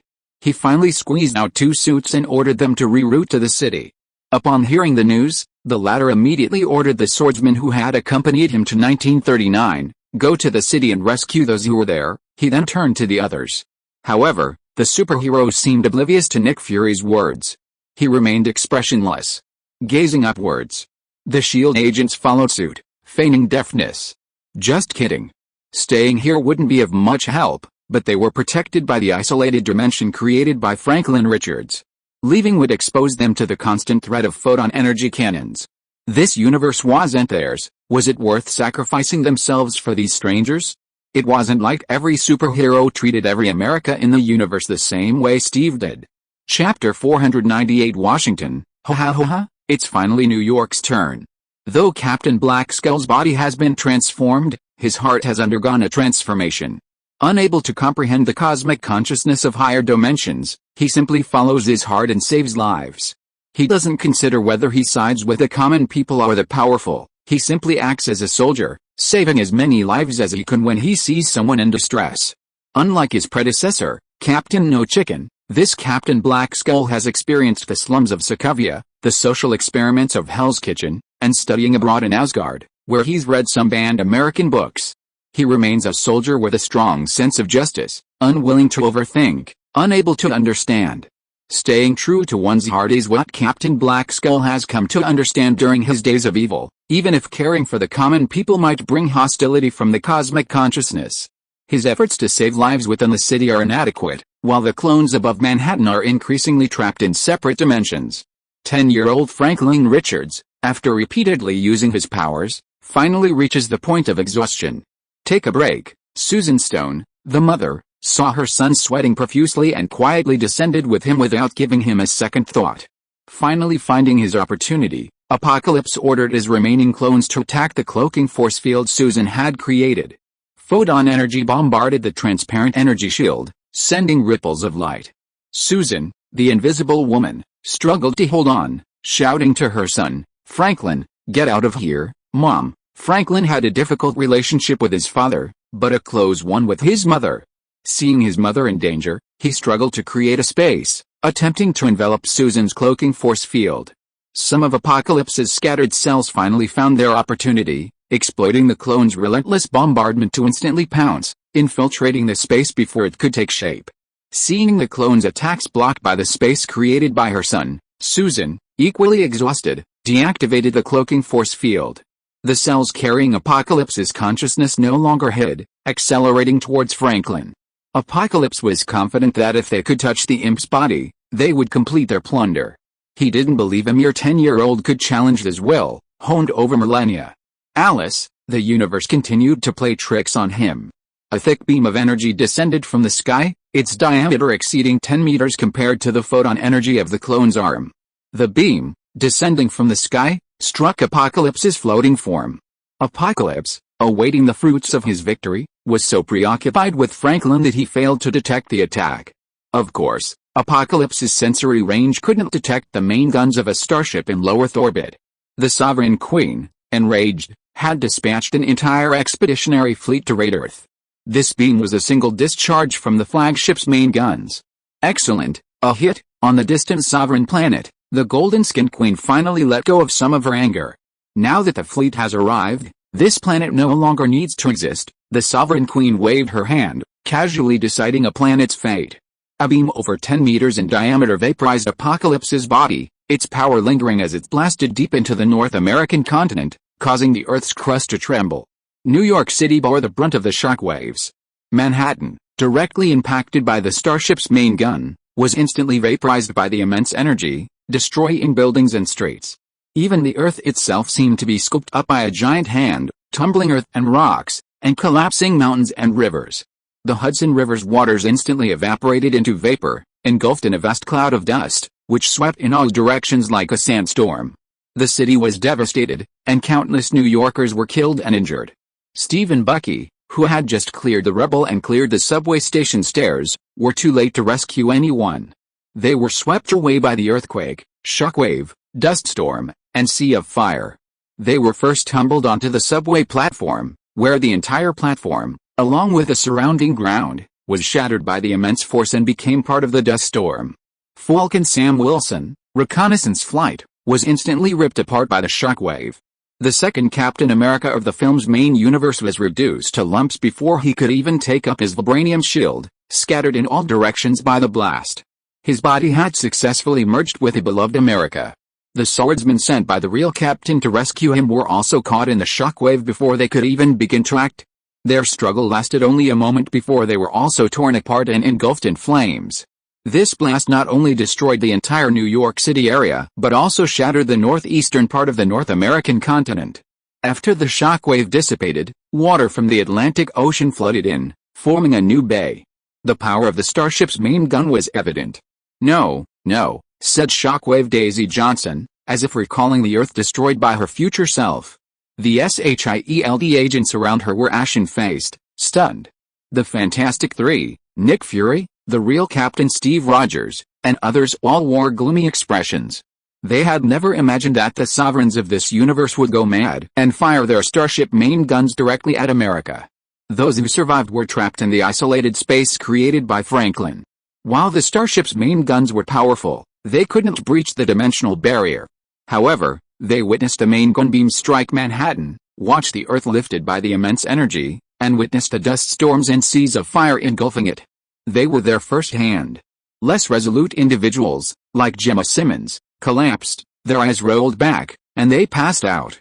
For those who managed to maintain consciousness, the bombardment would haunt them for a long time. Susan. Franklin, Mr. Fantastic Reed Richards, finally remembering the safety of his wife and children, ran to the dimensional barrier and pounded frantically. "Hey, calm down," SHIELD Director Mike shouted. "Since the space is still there, your son must be fine. Can you please stop messing around? The fire outside hasn't died down yet. You superpowered idiots don't have to worry, but us ordinary people will definitely be incinerated." Damn them, Captain Zhen's face was gloomy. He was worried about the safety of his teammates, Captain Blackskull and the other two. In such a massive explosion, their chances of survival were extremely low. A single main cannon shot fired by the Sovereign's flagship not only destroyed New York but also triggered a continental earthquake. Not far from New York, Washington, D.C., felt the tremors. The White House swayed, and the lightning rod on the dome fell off, weaving itself into the stone slabs in front of the gate. The roof collapsed, and the doors and windows shattered. Even the gentlemen who had become puppets of the apocalypse still felt an instinctive fear, and there was a lot of chaos. If the White House suffered, the rest of Washington's buildings would surely be affected as well. The Washington Monument cracked from top to bottom, as if it had been torn apart alive. The Capitol Square was covered with spider web-like cracks, swallowing up the panicked citizens. Even Lincoln's stone chair collapsed to one side, and his left hand and left foot turned into rubble, leaving only half of his body alone. He continued to stare at the devastation in front of him, and the corners of his mouth seemed to rise a little. Overall, although Washington was damaged, it avoided the tragic fate of being wiped off the map. If the city had a spirit, it would surely laugh 3 times. Ho ha ho ha, it's finally New York's turn. Chapter 489. I went out for most of the day to get some fresh air, and then went back in the afternoon. Chapter 499. The powerful universe descends on Earth one after another. The Sovereign Queen was a spoiled woman, accustomed to living in high esteem. She even laid out a carpet when she went out to protect her shoes from the filthy outside world. How could she tolerate the provocation of a thug? What was the point of destroying a planet just to eliminate a few irritating bugs? The paranoid Sovereign Queen hadn't been influenced by anyone else when she ordered the bombardment of New York. The sovereigns, who unconditionally obeyed their majesty, wouldn't disobey her for a strange planet. Changing the rules of the universe can only subtly affect the connections and causal relationships between things. It can't directly tamper with the consciousness of life, Yang Jian explained to Lin Hao beside him, standing on a colorful cloud. Lin Hao glanced in the direction of the North American continent and continued to gaze up at the universe. As expected, a colorful beam of light shot towards Earth from deep space. Inside the Rainbow Bridge, Odin, clad in golden armor, rode atop a Pegasus, wielding the Spear of Eternity. Flanked by an eager Thor and a melancholy Loki, the trio of father and son were followed by thousands of armed Asgardian soldiers. New York City had been destroyed, but the Asgardians remained on the ground. Instead, the soldiers launched a series of flying boats, which connected to form a floating platform, where Odin and his men landed. Midgard is Asgard's territory. Odin slammed the Spear of Eternity against the metal platform, his words echoing everywhere, audible even to the depths of space. "Is this the powerful being you spoke of?" The great sage tilted his head, his fiery eyes filled with a questioning. "Are you kidding me? You think I'm face blind, don't you? That's just one of your men. His aura isn't even as strong as yours." Odin, a few steps behind, smirked. His soul had long since escaped the control of the Marvel Universe, and he looked down upon his selves in other universes, with a kind of detachment a person on shore might offer to those struggling in the water. Moreover, With his spirit particles and his cultivation, Odin could kill himself in other universes with a single poke of his finger, rivaling even the strongest in the comic book universe. Don't worry, great sage. This is just the beginning, Lin Hao reassured with a smile. This show isn't even over yet. How can it be the finale? They stood on the clouds, on this side of the ocean, but reaching the other side would be a matter of seconds. As Lin Hao had said, aside from the immature Franklin Richards, the others who had appeared were merely minor characters, not even supporting roles. Naturally, the main character of the finale had even less time to rush. The Sovereign fleet consisted of only a few human personnel, the rest were controlled remotely by a system. Quantum communication technology transmitted Odin's words to the Sovereign's home planet. The Queen on the throne, upon seeing the one-eyed Odin, showed no fear. Instead, she roared recklessly, "Destroy them! Whoever tries to stop me from crushing those filthy bugs." That was the way its Sundeer Queen behaved. Regardless of whether she could win or not, she charged forward. Moreover, the young queen had never seen Odin in action and didn't believe the Asgardians were superior to the Sovereigns. This race, created by the Supreme Evolution, had a clear hierarchy within itself, with those below unconditionally obeying those above. Fearless even at the cost of their lives. Upon receiving the order, the fleet beyond Earth advanced, accelerating into the atmosphere and approaching the North American continent. Compared to the fleets cloaking the sky, Asgard's floating platforms seemed insignificant. Yet, both the Asgardians and the American superheroes on Earth trusted in Odin's power. At that moment, the shockwave from the explosion dissipated, and the Atlantic Ocean flooded back, mixing with the city's rubble and the dust that covered the sky, forming a pool of mud. The superheroes, nestled in an isolated space created by Franklin, hovered above the pool as if suspended. Beyond their own large space, there were numerous smaller spaces trapping clones in groups of 3 or 4, as well as the space Franklin had used to protect his mother. Hit by the main cannon, Apocalypse's body was instantly vaporized. Even with the defensive force field he had created, it couldn't withstand the impact of the starship's main cannon. The film version of Apocalypse is ultimately much weaker than his comic counterpart. Despite possessing a healing factor, his cells were completely destroyed by the beam that lasted for several seconds, completely destroying the floating body. Fortunately, he managed to separate a portion of his cells to attempt to capture Franklin. However, the sudden attack interrupted Apocalypse's capture. The destruction of the majority of his body and consciousness naturally affected the small portion that had been separated. Apocalypse had to abandon his plan and focus on restoring his body. He reshaped himself using the dual abilities of self-molecular manipulation and self-healing factor. Franklin was startled by the sudden appearance of a bald, blue figure within his own space. Only after seeing the blue figure clearly did he react. Shit, how did he get in? Although Franklin possessed the ability to manipulate time, he was exhausted and had no time to check the future, especially since the bleak future hadn't even occurred. Without a word, the little ghost took his mother and ran. Apocalypse, still reshaping his body, was severely damaged. Unable to care for his escaping prey, he could only cast a fierce glare. All the planning and forbearance had ultimately failed. Meanwhile, in the air, the Asgardian God King had already raised his eternal spear towards the Sovereign's ship. Seeing their stubbornness, God King Odin had no intention of tolerating them. Golden divine power surged through his arm, flowing into the eternal spear, making its already golden form even more dazzling. Odin's divine power converged on the eternal lance, gathering force for a moment before erupting with a sudden burst. A golden beam shot towards the Sovereign's flagship.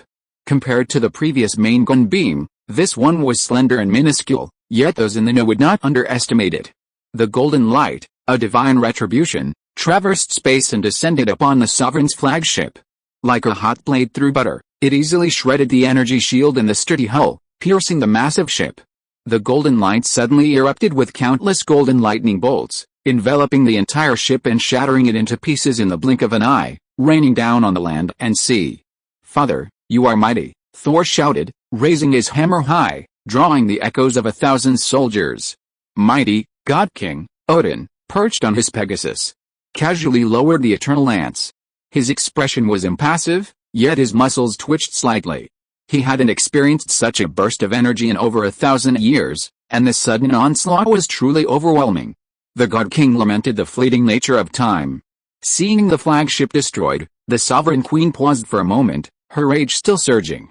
She roared, Kill them, but this time, no one listened. It wasn't that the sovereigns had violated the rules of hierarchy, but rather that a voice echoed within their minds. Enough. I'll handle this matter. Even the proud queen dared not disobey this voice, for it was the decree of the Creator. The voice of the Supreme Evolutionary echoed in the sovereign's mind, but his true form had already arrived on distant Earth.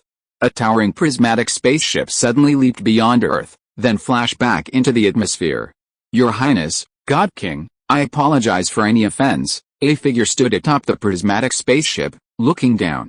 He glanced at the Asgardians, then his gaze, filled with the eagerness and inquiry of a scientist, shifted to the 200-meter portals in the ruins of New York. Chapter 500, Odin's Underestimation of the Enemy and the Supreme Evolution. The Supreme Evolutionary, whose real name is Herbert Wyndham, is an old man of unknown age, but certainly not young. He studied at Oxford University in the 1930s. Rather than learning about earthling knowledge, this experience is more like a social survey conducted on Earth.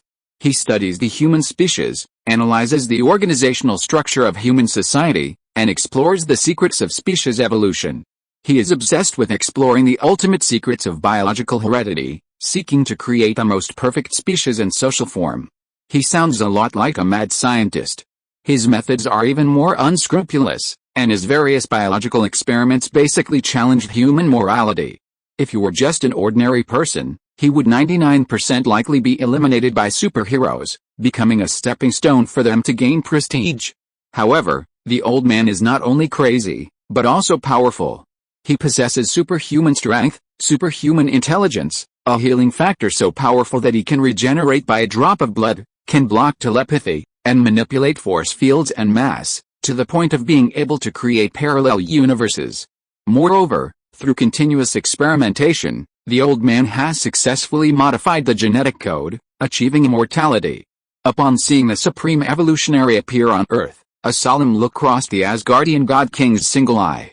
The old man above him might not be proficient in combat, but he had thoroughly studied the nature of power, and Odin wasn't sure he could defeat him.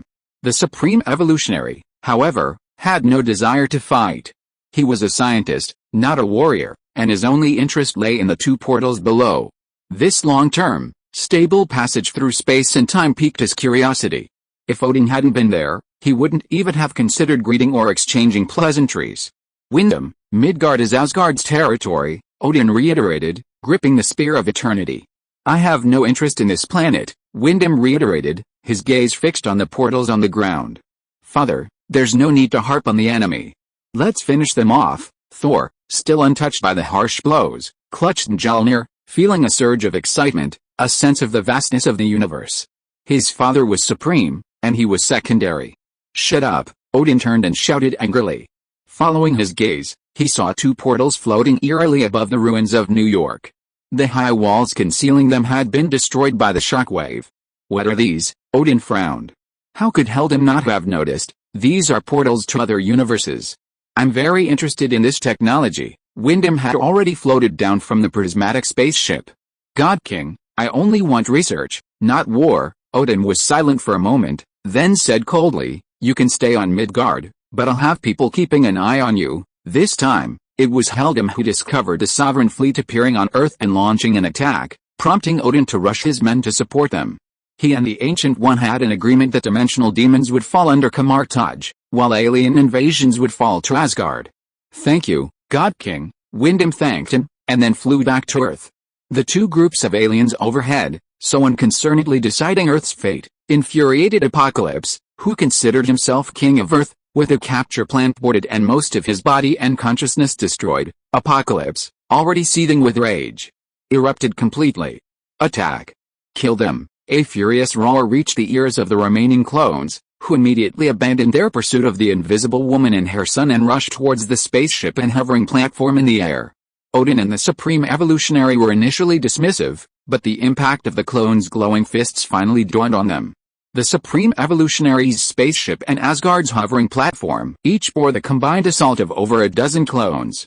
Instantly, they were pelted with a barrage of photon energy, exploding violently and sending wreckage plummeting downward. The two old men exchanged a look of astonishment and horror. There are so many powerful beings on Earth? Why didn't I see them when I came to school a few years ago? Is this still the Midgard I knew? There are so many powerful beings in my territory, and how come I didn't know about them? They were perplexed, and the clones didn't give them time to reflect, charging in for a melee. The two old men could handle 2 or 3 clones each with ease, but they were overwhelmed when their numbers doubled. Under Apocalypse's guidance, the key clones mastered the kite-flying tactic, fully utilizing their light-speed mobility. They charged forward with raised fists, retreating after a single strike, never engaging in a fight. The reckless clones charged in a calculated sequence. Just as their blows from above were repelled, another clone came from behind. Just as they managed to duck, another clone rushed from the other side. Odin and the Supreme Evolution found themselves like a piece of iron on a chopping block, constantly being hammered by heavy hammers. The clones' high-speed punches were more powerful than a 10,000-ton hydraulic press. No. They're fast and powerful. We're constantly being beaten. Wyndham preferred research to combat. While combat techniques could be learned by watching, the body's reflexes could only be honed through actual combat. Especially in such a high-intensity battle, facing an enemy with a speed advantage, the brain has no time to control the body's reaction. Everything depends on the body's conditioned reflexes. In contrast, God King Odin, honed through millennia of battle, far surpassed the Supreme Evolution in combat skills. However, 2 fists are no match for 4, especially since he was an old man facing a horde of 6 or 7 young clones. Land, at least make sure they don't rush out from below. After the spaceship and hovering platform exploded, the 2 elders' men fell to the ground. At least the Asgardians had Thor to rescue them, and while some soldiers were killed, more than half survived. Most of the Supreme Evolution's men were engulfed in the blast, with only a few quick-witted individuals escaping into escape pods. Since neither of the aliens who descended on Earth were mutants, Apocalypse was simply angry at them, not interested in capturing them, so he immediately attacked them. Lacking intelligence, both alien forces naturally suffered heavy casualties. This won't work. We must join forces with the Asgardians. Otherwise, once Apocalypse eliminates them, they'll turn against us. True Captain Steve Rogers immediately addressed Mr. Fantastic Reed. Please ask your son to unlock this dimension. We must go and help. Having studied abroad on Asgard, the true captain had a natural fondness for Odin and his men, even if they were from another universe. No, New York City is destroyed. We don't even have a foothold. How can we fight them? The Human Torch immediately objected. I can fly, but the air is the domain of clones. How can you be sure the Asgardians will cooperate with us? Reed squinted at Steve and frowned. It's only 1939. You're not this universe's Captain America, let alone someone who knows any Asgardians, so you're going to wait for Apocalypse to eliminate the reinforcements, seize the alien spaceship, and then launch a bombardment on America. Steve angrily shouted, don't forget your plane is destroyed, too. Now you can't even leave. The You Likely and Fantastic 3 were speechless. End of this chapter. Thank you very much for reaching the end. Don't forget to like. Looking for more exclusive content and immediate access? Subscribe to our Patreon. Remember, every like, subscription, or donation encourages us to continue. Thanks to everyone. See you in the next video.